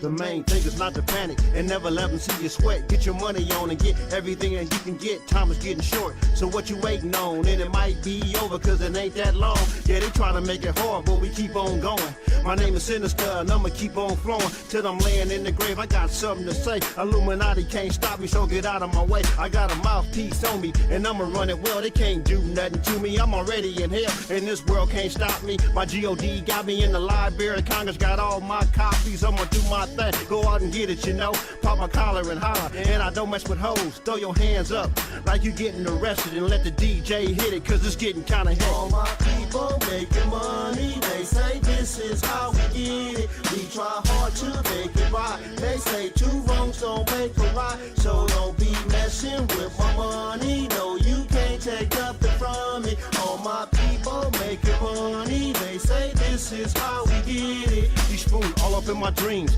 messing up my visual. Maybe wanna get my gat and kill some individuals. I never see my grandmother, never see my next of kin, never see my friends. They dead and gone and won't come back again. I ain't tripping on none, I just be shaking my head and saying, good Lord, they probably better off there. Y'all stay out of my business and I'ma stay out of yours. I'm repaying myself for this Illuminati war. Got it all figured out. No, I don't. No, I don't. I can rap all day about the things I want, like a house on the hill, breaking $100 bills, cars on the lot, and women that I can feel. It's all in the day, and the next ain't promised. So I made this song to show my people some homage. On the grind all the time, keep my people in line, keep your eyes on the prize. I know you don't mind, John. All my people making money, they say this is how we get it. We try hard to make it right. They say two wrongs don't make a right, so don't be messing with my money. No, you can't take nothing from me. All my people making money, they say this is how we get it. If I ain't dead by tomorrow, it's gonna take a miracle. So stay up out my way and go get yourself some spherical. I'm hustling, doing what I gotta do. Yeah, used to roll by myself,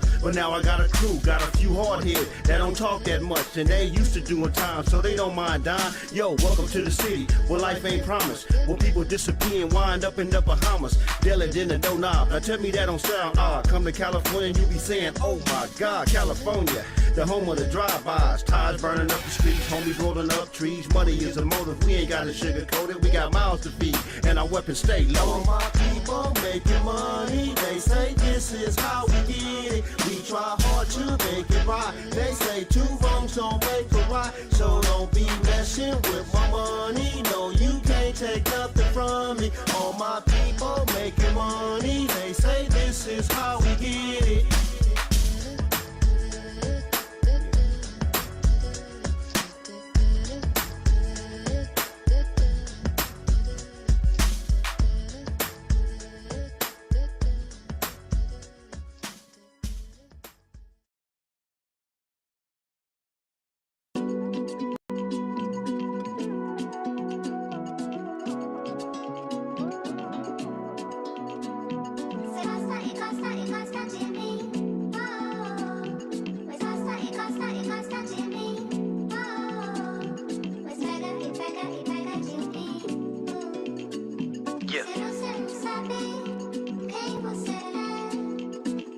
Never gonna be messed with again. Wanna be the one that piss me off, let's begin. Poking the skin, hoping I'll break, but words don't penetrate. Got me too early to celebrate the flakes I'm brushing off the shoulders. You count the fact that I'm getting noticed. No kid games, you by me getting flamed up. Can't believe I wasted energy on the lane. Could do a lot more in my time. A smooth criminal with no trails of the crime. I'm on the road, nobody can stop that. So far back, it's too bad, you're on the wrong side of the tracks. I'm back on the scene from the brand new. Looking at the world from the rear view. You try to take what I work so hard for, that my friend is a bad move. Fiesta. Fiesta. Fiesta. Fiesta.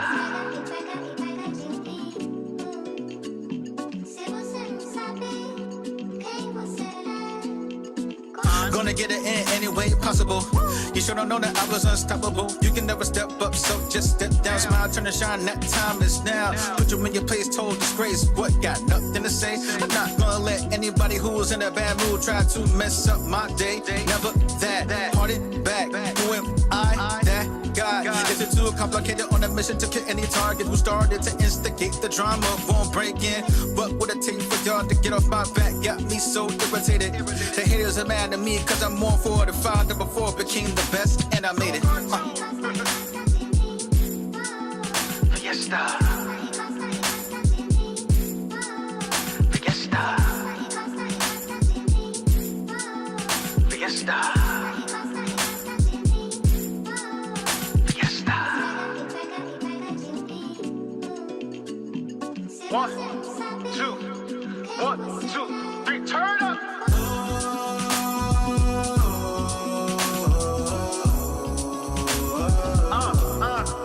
Let's go.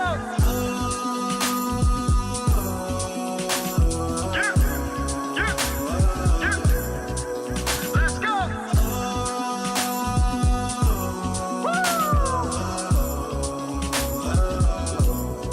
One more time.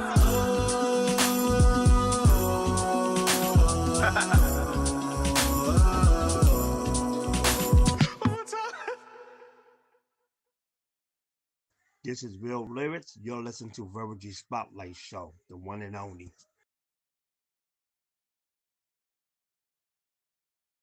All right, everybody. We're back in the building live. Forgiving me, take this photo down. We had a quick music break. We had do as they call, in radio, they'd be like, we gotta pay the bills. And me, I had to use the toilet, so that's another version of it. With that in mind, let me take this picture down. That makes sense. All right, guys, welcome back. We're live right now, watching the Real G Spotlight Radio Show. Your host, Real G. A big shout out for our guest for tonight, Luna Blaq. As you guys know, she's the CEO of Onyx Vision Productions, and also the CEO for Frequency Fest NYC. She want to be part of the show too? Why not? All right. Hold on one second, guys.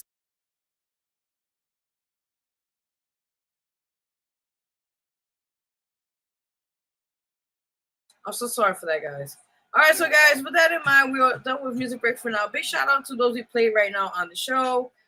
Again, we play artist Tank the Real, who'll be on here, and I believe March 13th will be in the show. So stay tuned for that. We just played the album's called Lost in Paris, but we played Closer. That was one of the songs that was there.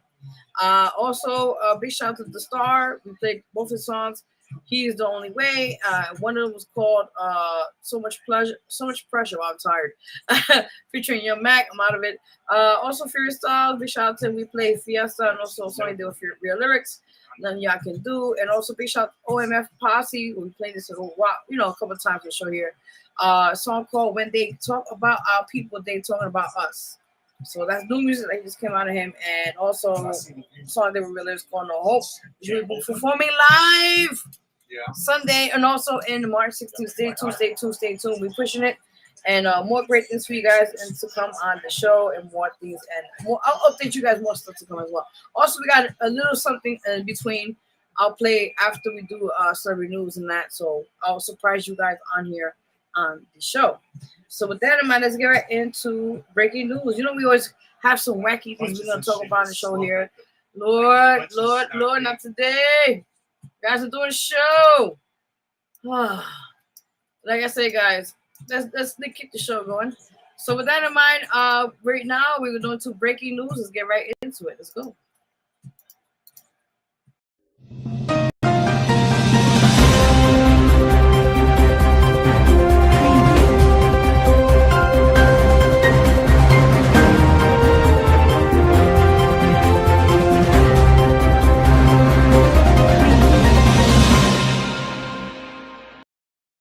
All right, guys, we're on the breaking news of the show and the segment here on the Real G by Rachel. We host Real G. So with that in mind, let's get right into it. We got a lot of interesting stories. This first one, which I'm shocked to hear because I'm like, this is New York City, but then again, shit happens, right?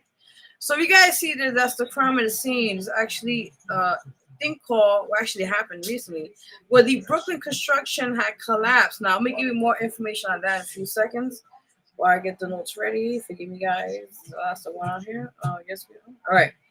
So let's talk about this interesting situation. It's not interesting because, unfortunately, we want to get into the details, but I just hope the person, okay. But with that is said, let's get right into details on here on the show. All right. So it states here. Yes. Let me read the notes for you guys. Forgive me. All right, guys. So with that in mind, it states here a 47-year-old worker was killed and a 40-year-old worker was critically injured when a trench collapsed at a construction site in Bushwick, Brooklyn. Nice, be on there. On the morning Thursday, February 26th of 2026. The collapse occurred at 174 Jefferson Street between Wilson and Central Avenues at a site involving a two-story building. Emergency responders from the FDNY and NYPD were called to the scene around 8:30 a.m. after reports of workers trapped in a hole. The site was under an active permit for foundation work and vertical enlargement, quote unquote, adding height to the structure. Preliminary findings by the NYC Department of Buildings, DOB, indicate a portion of the rubble foundation collapsed, trapping the two men inside the evacuation. States here both workers were rescued from the trench and rushed to a local hospital. The 47-year-old man was pronounced dead, while the 40-year-old remains in critical but stable condition. The NYC Department of Buildings is investigating whether safety protocols were followed and what specifically triggered the foundation failure. My God, I don't know, people. Listen, I'm gonna say this before. That's why they have this thing called OSHA. If y'all don't know that, it's OSHA. Look it up. It's a thing where OSHA helps people like workers and that sorts. When shit happens like this, you see where I'm going with this? So with that in mind, listen, that's why they have rules and regulations, and safety is first when it comes to the workers. So I hope and pray the person, fortunately that who demise, our condolences to him and his family at this time. But the one who is God willing will survive will be getting that money. So I gotta say, you know what I mean?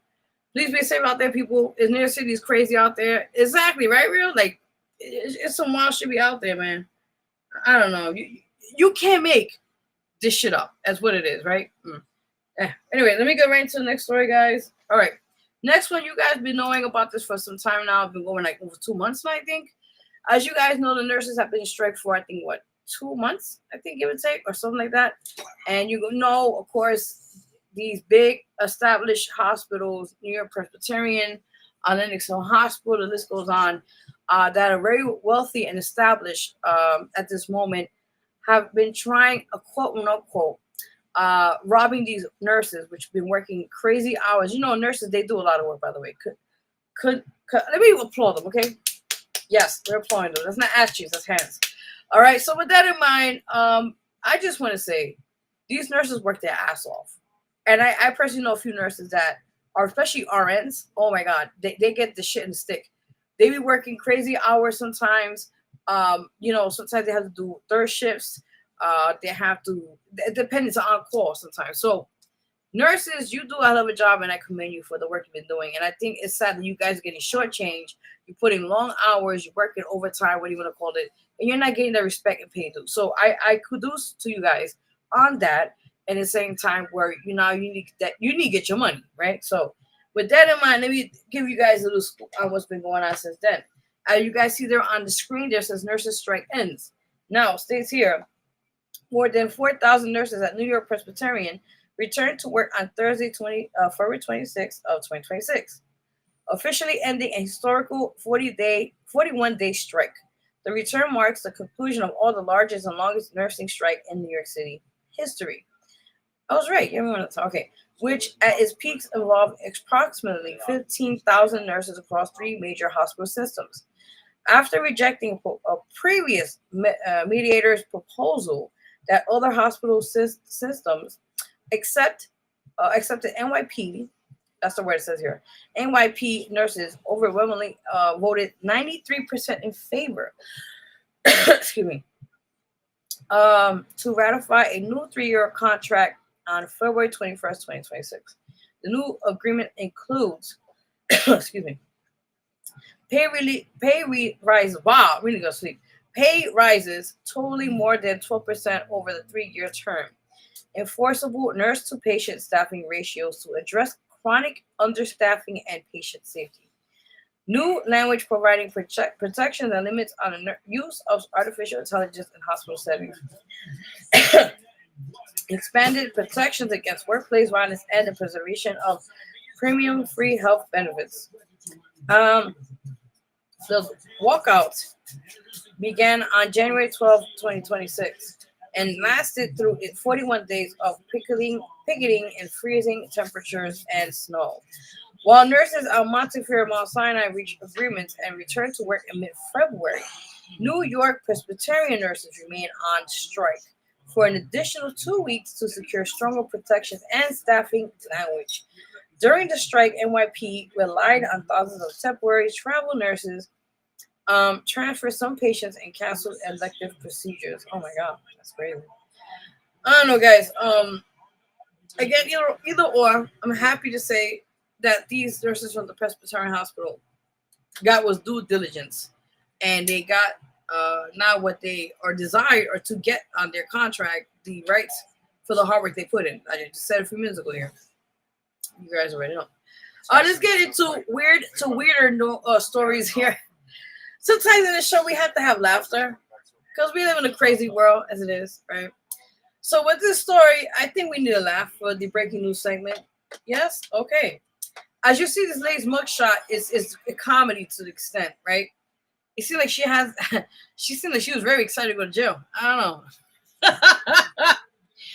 To each their own. All right, let's get right into it, guys. So it states here, Sivena Dali, a 57-year-old Russian national and serial stowaway, was arrested again on Thursday, February 26, 2026, after allegedly sneaking into a flight from Newark Liberty International Airport to Milan, Italy. Dali allegedly boarded United Airlines Flight 19, a Boeing 777-200, which departed Newark on Wednesday evening, February 25th, at approximately 5:50 p.m. She was reportedly discovered by the flight crew without a ticket while the aircraft was already over the Atlantic Ocean. Oh my God. Upon landing at Milan's Manapisa Airport, was that right? Around 7:15 p.m. Nope. Oh, sorry. 7:15 a.m. The time is different. Local time on Thursday. She was taken into custody by Italian authorities. Now states here, Dali allegedly invaded both Transportation Security Administration (TSA) checkpoints and United Airlines gate agents at Gate C74. Now, listen, before I continue the story, how the fuck was she able not to be seen and able to take an airplane for free? Listen, I don't even take airplanes, and there's a reason why I don't want to take airplanes. Sick people like this. Now, how the fuck was she not detected? They don't see was she invisible? Was she a ghost? Is she transparent? You know, TSA is gonna get a big one when they now found this lady was able to go through all the protocols that you all go through when you have to go take an airplane. You have to get screened, you have to check your bag, your shoes, all that crap. And there's another process. And then you finally wait to get on your airplane and everything's supposed to be run smoothly. Now, how the fuck, again, chat's open. You are more than welcome to speak what you gotta say about this. But I personally feel, how the fuck she got away with this shit? Like TSA? And on top of that, she had no ticket? Yo, this is like the biggest robberies of airplanes, runaways. You want to call it that way. I'll just get to it. So it states here, sources indicate she spent time hiding in the aircraft's bathrooms and pretended she could not hear flight attendants when questioned about her ticket. Following a previous incident, Dali claimed she was fleeing the United States because she believed she was being poisoned. My God. Dali has a history of similar breaches and was on supervised release at the time of this latest incident. She successfully snuck into a Delta Airlines flight from JFK, to Paris without a passport or ticket. She was convicted, on a federal stowaway charge in Brooklyn and sentenced to time served and 1 year of supervised release. My God. She previously bypassed security at Bradley International Airport in Connecticut and was found hiding in a bathroom, oh my God, at Miami International Airport. Wait a minute, so this woman's not the first time she's been hiding in between planes and getting away with it? She was also Miami? Yo, I'm done. I'm done. I always tell you in this show, we give a little laughter, we give a little sadness, and we give a little between that. You know what I'm saying? Like, really, I can't with you. Wait. Guys, chat is open. If you have anything to say on here, please do so on the things we talk about in the show. Either for breaking news, celebrities, or like this shit. Thank you, Frequency Friends. Much love to you, my love. Yes, thank you. Appreciate you. Yes, thank you. Really has got me crying laughing. Yeah, it is crazy and sad. Talking about the gentleman that the Brooklyn collapsed. Yeah, not even talking about this lady. Yeah, laughing out loud. She looks like a bass head. I'm done.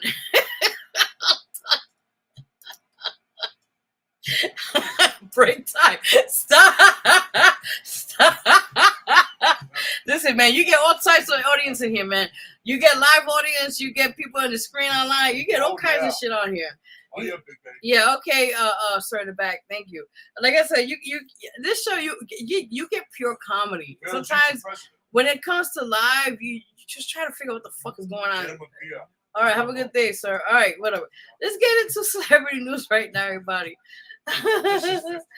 Oh, fucking done again. Oh, Lord. All right, Jason, calm down. Open bars. All right, calm down, sir. Anyway, again, you can't make this shit up, people. We want a march. We want a march. You know, I can mute this show, right? Don't play yourself. Anyway, like I said, let's get into celebrity news, everybody. Don't mind the background noise, guys. It's just a background noise. All right, let's get right into celebrity news, everybody. Let's go. Audio Jungle.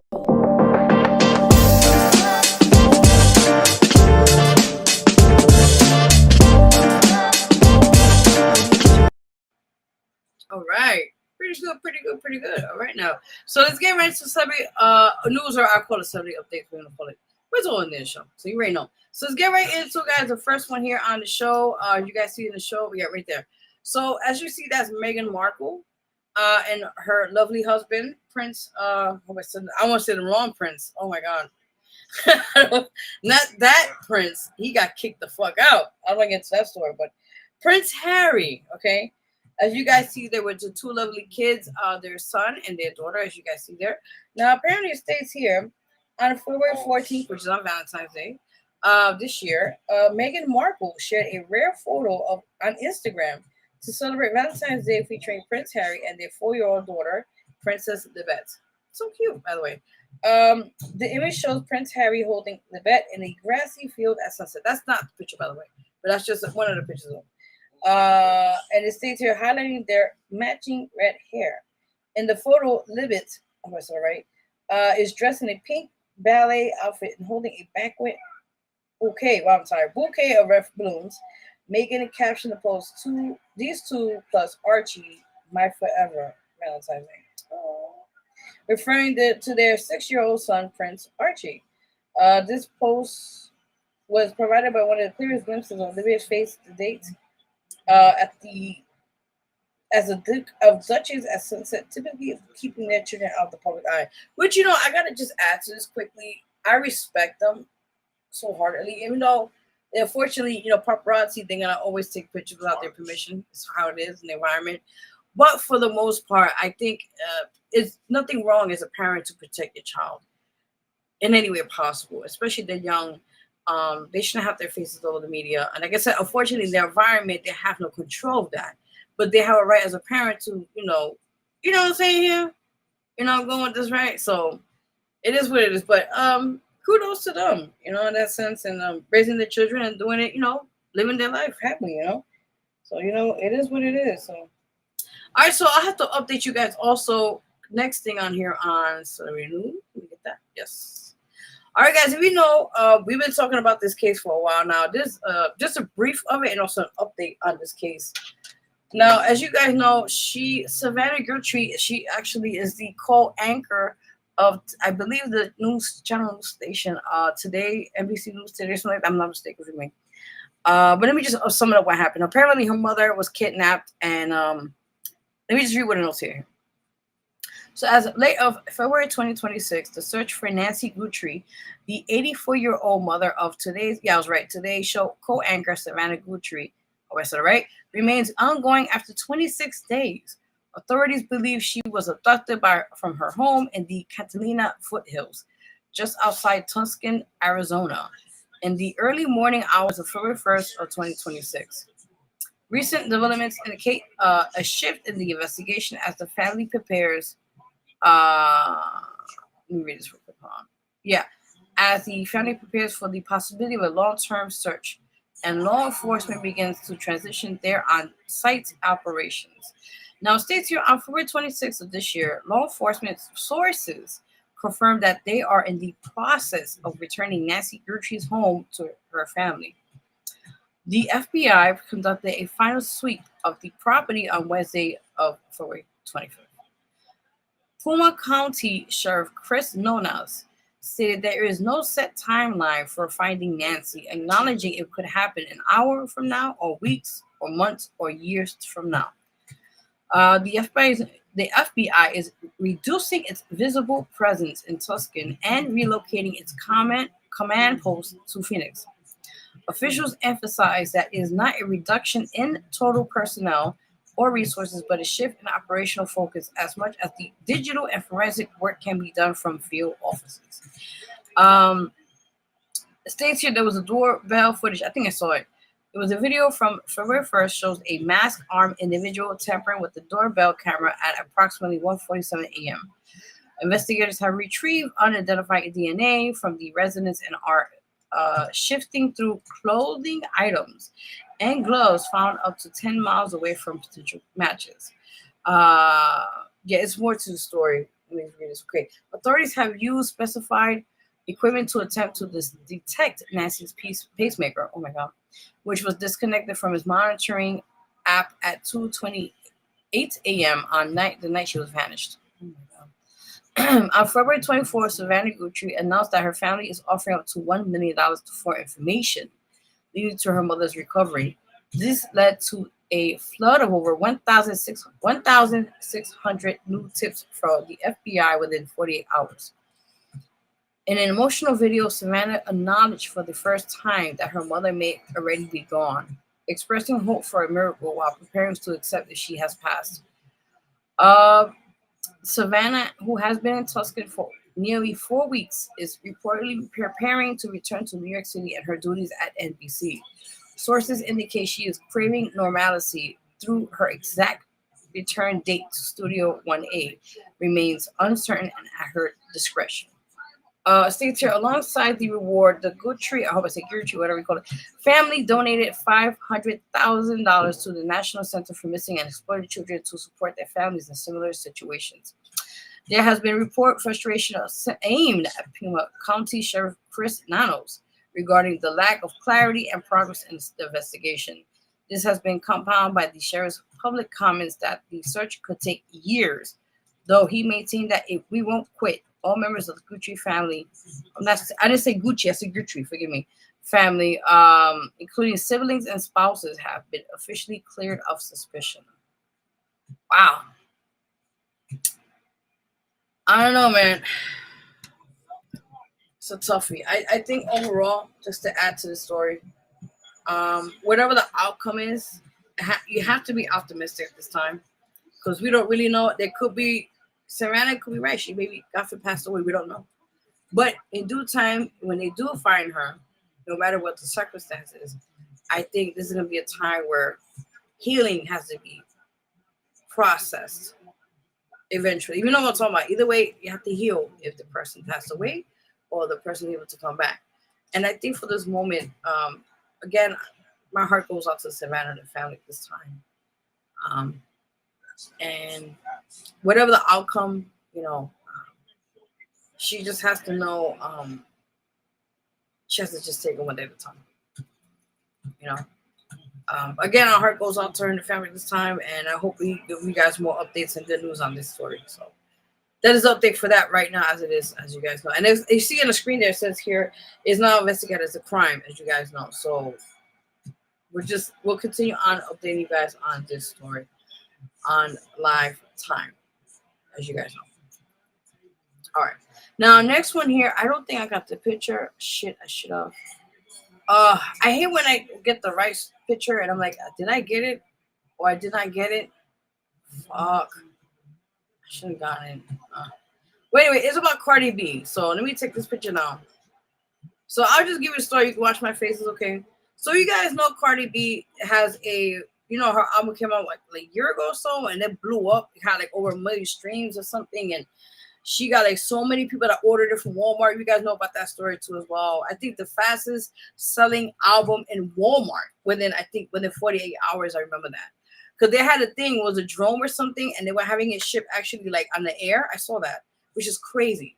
So this is called I Am the Drama, album that came out last year. It's amazing feedback, amazing reviews, as you guys know. With that in mind, as this year, she is not at the, let me make sure I get the notes right. It's called, see, I don't want to fuck this up because my phone is small and my eyes are smaller. So yeah, this is interesting. Yeah, the Little Miss, I think Little Miss Drama tour. So let me check it right. So with that in mind, I don't have a picture, but you know how she looks like, right? We all know what she looks like. Trust me. So with that in mind, let's give you the notes on this story. Yes. Okay. So it states here, Cardi B recently reassured fans after suffered multiple onstage falls during her Little Miss Drama Tour in February of this year, 2026. It states here, while she was not seriously injured in either incident, she has since used social media to joke about her quote and unquote clumsy nature. It states here, it started at February 13th, wow, I know days, of this year at the T-Mobile Arena in Las Vegas. While performing a remix of Tatiana, I think I've seen that Tatiana, Cardi was straddling, oh my God, a metal chair and leaning back when the chair slipped, causing her to fall backwards onto the stage. Wow. It states that she immediately continued her performance from the floor. Upon standing up, she pointed at the chair and jokingly shouted to the crowd, "That was the government." Ooh. My God. All right. Prior to that, states here, when the clip went viral, she humorously claimed on X that the video was clearly, oh, I'm done now, and asked for a community note. I'm done. Also states here, some other stuff that happened to me. So like I said, she had a couple of incidents at her tour, but she is fine. By the grace of God, she is okay, as we all know. And I think she's doing fantastic as we speak. She's still doing more tour dates. I don't know where. I think she's in Arizona now. I haven't captured which state she's in now, but with that in mind, I think it says Las Vegas, but with that in mind, congratulations to Cardi B. She's doing phenomenal, as you guys know. Her tour date is sold out. I saw recently in her tour date, she was I think she went in the stage, not the stage, with the fans sitting on the seat. I literally saw her jump on from the stage towards one of her fans sitting down and like kind of giving a lap dance, you call it. I was like, damn, she doing shit. You know what I'm saying? Listen, kudos, girl. You gotta get your money. And do what you gotta do. Pop that collar. Yeah. So you already know. But that was it for celebrity news here on the show, guys. You guys can see that. We always give you some humor. We give you some sad stuff. We give you interesting noise in the background. We just try to blend it in the show here as much as we possibly can. That's my evil laugh. Let me stop. All right, so we are going to the next one on here. As you guys know, each month on the show, we always address a very serious matter, particularly with health. So with that in mind, as you know, we're closing out February 1, and March is entering as we speak, Sunday. This month is the National Cancer Prevention Month, right? So with that, I'm going to play a little clip for you guys on here. And it's pretty much a news coverage where I think special oncologist, if I'm not mistaken, oncologist, discusses about ways to prevent or to preventive care. Is it called preventive care? But like, if you do, God forbid, have cancer, prostate, whatever type of cancer, if you get it early in the early stages, you're able to, get rid of it, or we're going to call it different ways of doing it. So you guys watch the Real G Spider Radio Show. Your host, Real G. We'll be right back, and I'm going to see you guys the clip right now, and I will be right back. Well, February is National Cancer Prevention Month, and it's a time to spread awareness and hope and honor the resilience of individuals who are fighting cancer. And Carmen Taffy is joining us here in the studio to share more. Good morning, Carmen. Good morning, Joanna. So the federal government estimated that about 2 million Americans were diagnosed with cancer in 2025, and that more than 618,000 individuals died from their disease. That's according to the American Association for Cancer Research. About 40% of these cases can be attributed to preventable causes such as smoking, excessive body weight, physical inactivity, and excessive exposure to the sun. This means the steps such as quitting smoking, maintaining a healthy weight, exercising regularly, protecting your skin from the sun, and getting vaccinated against pathogens that cause certain cancers can dramatically reduce your risk of cancer in many cases. Also, know your family history. 5 to 10% of all cancers are inherited. Up to 50% of cancer cases and deaths are preventable through healthy lifestyle choices and early detection. That is why early detection through screenings is so important. There are breast cancer screenings, prostate screenings, lung screenings. So you need to take advantage of those and talk to your primary care doctor about those. But they're different for different body sites. So it's important to get with your primary care doctor. Mammography in women who are 35 to 40 should have their first baseline.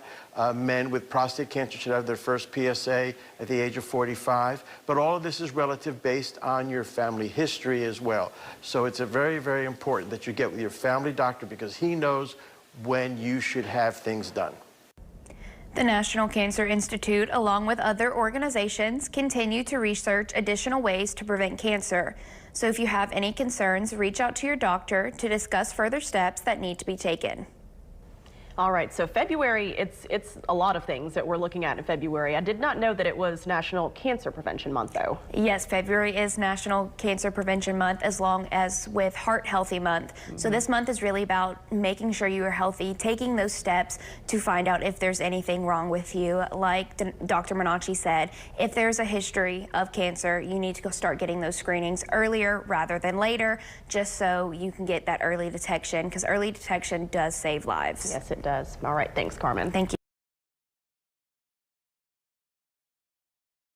Have it, everybody. There you have it. That right there was a clip for you guys.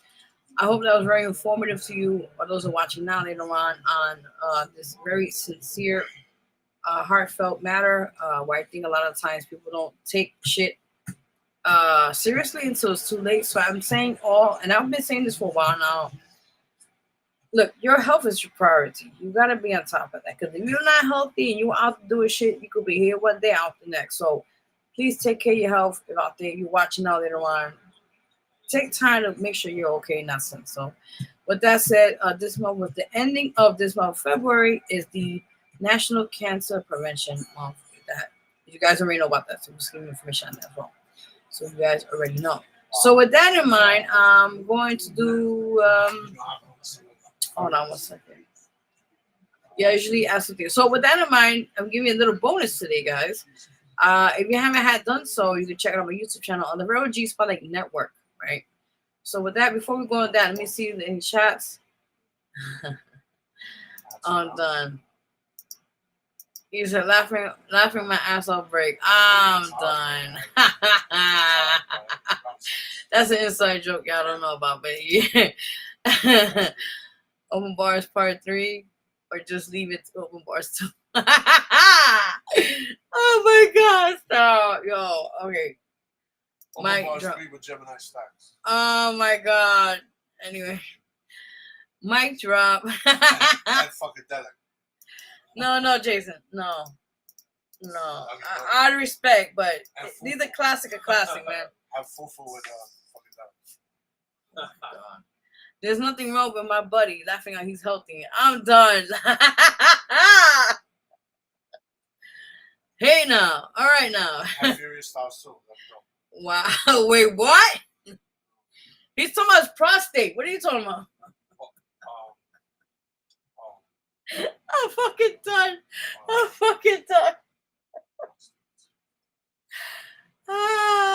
Yo, listen, man.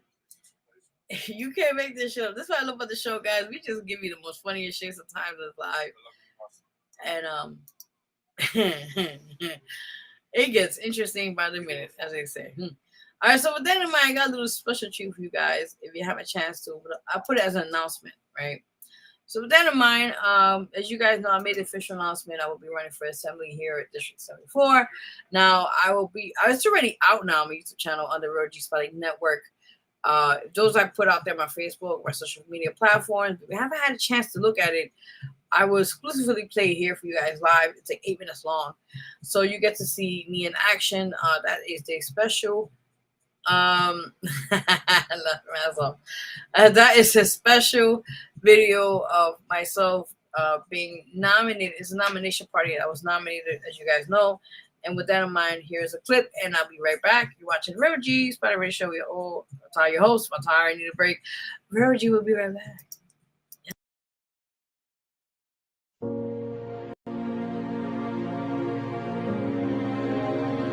This is your victory. The one and only Vero G, Veronica.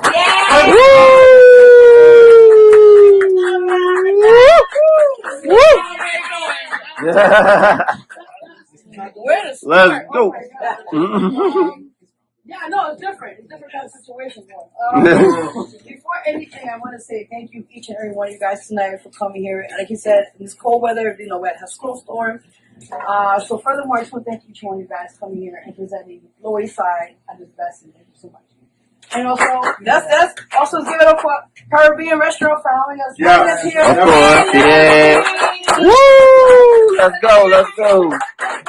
Let's go. Best restaurant Yes. in the Rosada. Yes. Listen, I agree. Food is amazing. Yes. Drinks and everything. Support the business. Yes. Also want to thank our amazing members here. Thank you guys. Also thank our amazing family here at Losada, the residents here, everyone that was part of this amazing event. Thank you guys again. And everybody. Yes. Thank you.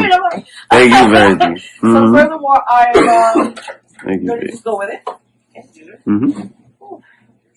Take it. Thank you. I am truly grateful and honored to be nominated to be the next Assembly candidate for District 74.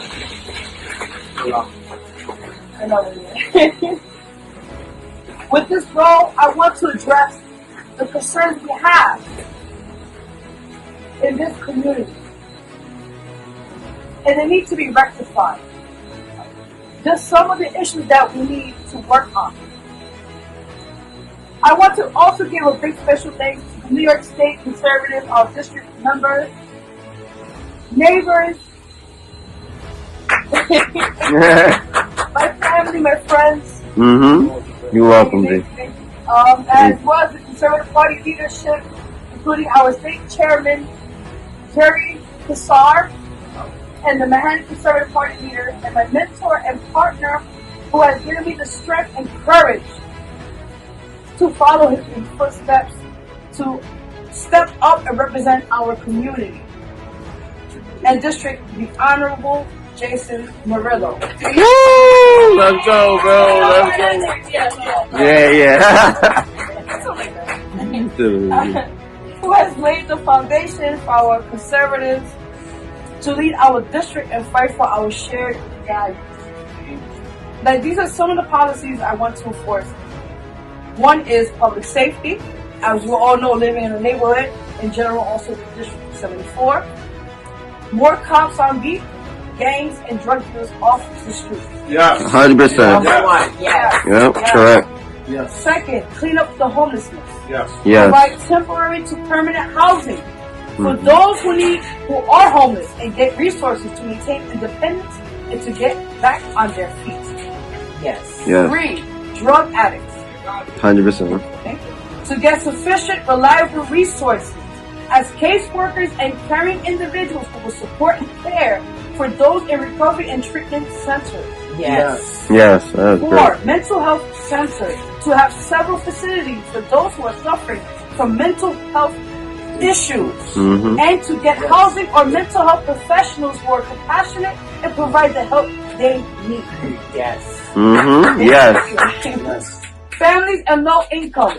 Seek additional funding for families who are in need.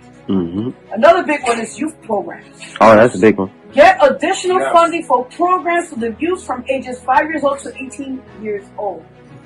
Getting programs for after-school programs, extracurricular programs, for all to enhance in the arts, science, sports, and other fields that will help the youth. Yes. Yeah. I agree. Thank you. Small businesses to enforce reliable sources and lower loans for small businesses so they can afford their rent and other expenses. Yes. Great. Thank you. That's just some of the stuff I want to add. Also support our veterans. Yes. Yes. So we support our veterans. Yes, that is big. 100%. Yes. I do want to mention that as well. Yes. Now, a little bit about myself. Speak from the heart. More basketball. Speak from the heart. Yes. Speak from the heart. And baseball. We need to bring baseball out here. Baseball. They tear down all our baseball fields. Oh, that ain't right. That ain't right. Word. I need some more football in my life. Yes. All right. Yeah. So, Speak from the heart. quick backstory about me. Yes. I I'm truly honored to say I'm born and raised here in this community for over 41 years. Wow. In Losida and the Lower East Side, and proud New Yorker. I am proud to be a part of this community, to embrace my neighborhood. Being raised by my parents and seeing the hard work they had to put into raise me was my witness to work hard and to be determined as of this day to step into this position. I'm truly grateful to serve you all in public service, to fight for you all, to let your voices finally be heard, and to give this community the change and respect it deserves. Before this, I have encountered some personal struggles, from domestic violence, sexual assault survivor. I have overcome being homeless and pregnant, being in the foster care system, and overcoming so many adversities in my life. This is my story and how I am a fighter and still fighting to this day. And she will fight for every single one of you. Yeah. Some of the accolades I have achieved in my life are Inspirational Community Award, Power Women of the Bronx honoree for the BIA Inspirational Overcomer Awards, and Presidential Lifetime Achievement Award received by former President Joseph Biden. In close to this speech, I would like to say I will fight hard for District 74 each day and each night to make the change and impact our lives for the better. Also, I'm proud to say I am the first Latina woman to be nominated for Assembly in this district's history by any party. My promise is still to change lives and work for you. Thank you. Beautiful, beautiful. Yeah, woo!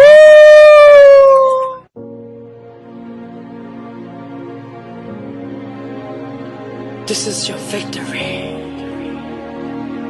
Don't stop at nothing. Let your obstacles be overturned. Reach as far as you can. Go as high as you can. Let no one tell you any different.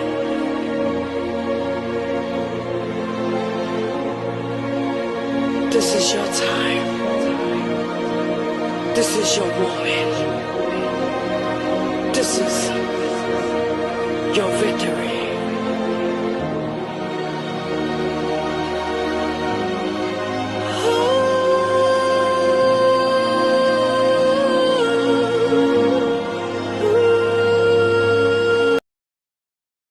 Alright guys, alright, that was that. That was a special treat for you guys before I get out of here. It's emotional tonight. Oh Lord. But if you guys got a chance to, if you haven't seen that's the full video, by the way. You guys could check out it on my YouTube channel under Vero G Spotlight Network. With that in mind. And every word I said on that speech, I meant that. And it takes small steps to get into what we have to do in our journey or our life, what we have to accomplish, as I call it, right? So I always feel like, you know, we're here for a purpose for that moment. And I think a lot of times we don't know what it is until later on, or something brings to your attention with that, you know. And yeah, it's deep shit. So with that in mind, I'm just truly honored to be nominated and to be running officially into the assembly seat, hopefully by next year, 2027. With that in mind, you guys could check out my website. Let me see if I have it here. Let me see 1 second. Hold on. Okay, we put it on the screen. Hold on. All right, so you guys can see it there. It's www.verog4ny.com. That is the website for my campaign, you could say. You guys could check it out. You see the past work I've done with the community work, myself and Jason Murillo and others as well. And, you know, soon I will let you guys know when I'm opening for donations and that. I'll let you guys know as soon as I get that going. And to help my campaign running. So I'm excited. Let's see how this journey takes us. As you guys will be, of course, a part of it and seeing, you know, what I do on it's called the campaign trial, right? As they call it. So it's the first time, and of course I'm a little bit scared because, you know, you don't really know much I mean, I have been prior to this experience a little bit with Jason's campaign, so I'm a little know more about it. But for me personally, it's a little different because, like, yeah, now I'm in the front. Yeah, so it's a little bit different. Also, side note, guys, you're also ready for senator seat for District 27. So we'll keep you guys posted on what things we're doing right now. All that's said and done. So again, that's the website is www.verog4ny.com. Also, quickly, you guys could follow my Facebook page just for that, which is Veronica for Assembly. That is the page. And you can definitely, I guess, follow how they do it. I guess that's how you do it there. Follow back or something like that. I'm something like that, I guess. With that in mind. Also, quickly, guys, before we get out of here, as you guys know, we have openings to be on this show. If you'd like to be a guest on this show, you know where to find me. If you don't, my Instagram is @officialverog. I'll put that one more time. @officialverog. That's right, all together, one word. And you follow, I'll follow back, and you get DM me if you'd like to be a guest on the show. What's with the background noise? All right. So prior to that, also, guys, look, if you'd like to be in the April magazine, I'm a little bit delayed again for the February and March issue, but I will be soon having that out. But the April issue will be running soon. If you'd like to be on that magazine edition, let me know. With that said and done. And I think also, last but not least, guys, I'm going to put this up here so you guys can see that. Let me put the thing here. You go vote for me, guys, for both categories for the 10th LDM Music Awards. You can go to www.ldmradio.com/vote. And let me take the sign down so you can see what I'm showing you guys. Yes, indeed. You can vote for me under the Latin category for Rompe Mi Corazón. For that category. Also, side note, I want to show you guys, you can also vote for me under the pop music, pop category. And that is under song My Anxiety. And you guys, it's once a week though. You know, once a week, you guys gonna vote. So tell a friend, tell a friend, tell a friend. I just found out I'm in the top 10 this week again. Thank you for your votes, guys. Let's keep it going. Let's keep it going. Last but not least, also big shout out to Real Lyrics. Officially, he has entered our song, which is called No Hope, this past week. So again, we need your votes for that as well. He's under the hip hop category. So vote, guys. Vote for these amazing categories we're under. Of course, hip hop, pop, and Latin. So we appreciate all your support, your votes in advance, and let's go. Let's get it. You know, I just want to say thank you for LDM for always supporting myself and other independent artists for the years they've been doing this. And also, like I said again, let's go. Let's get it. And salute to all those who are also on different other categories doing what they got to do. So with that in mind, I'm just honored to be a part of it this year. And this is the 10th one. This is the big one. So really, really excited with that. So you guys already know. Prior to that, last but not least, you guys could check out my latest short film, which has been out for some time now. It's called Seasons. It's out. I think it's like a month ago or so. So you can definitely go check it out. It's on YouTube, on my YouTube channel, which is Vero G Spotlight Network. Definitely check it out. Type of Seasons, you'll see it there, and it's like a 3-minute. It's short film. Okay, you know I gotta get some rest. God darn it. Yes, darlings. All right, so with that in mind, before we go, let me see last of the chats.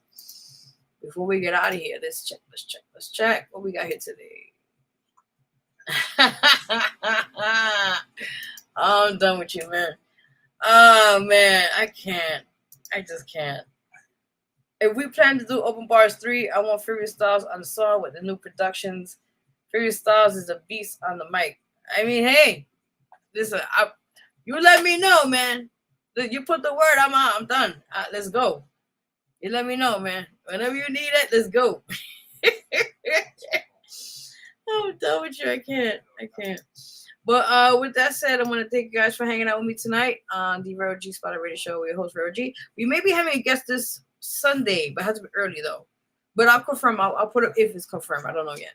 But anyways, I do have availability for March. I do have a few people already locked in. But I do have more dates available in March if you'd like to be a guest on here.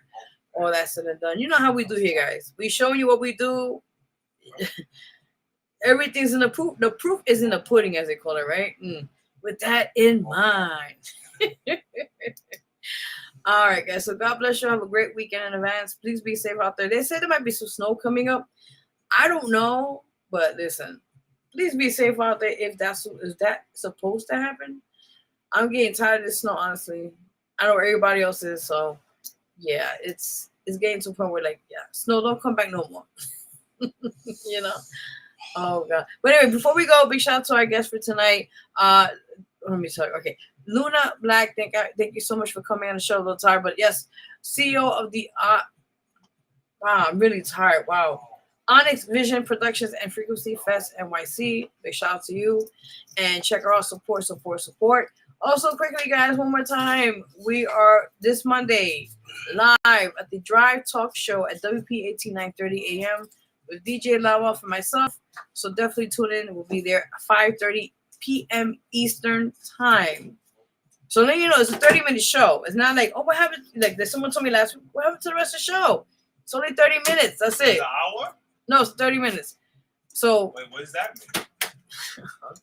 Half an hour.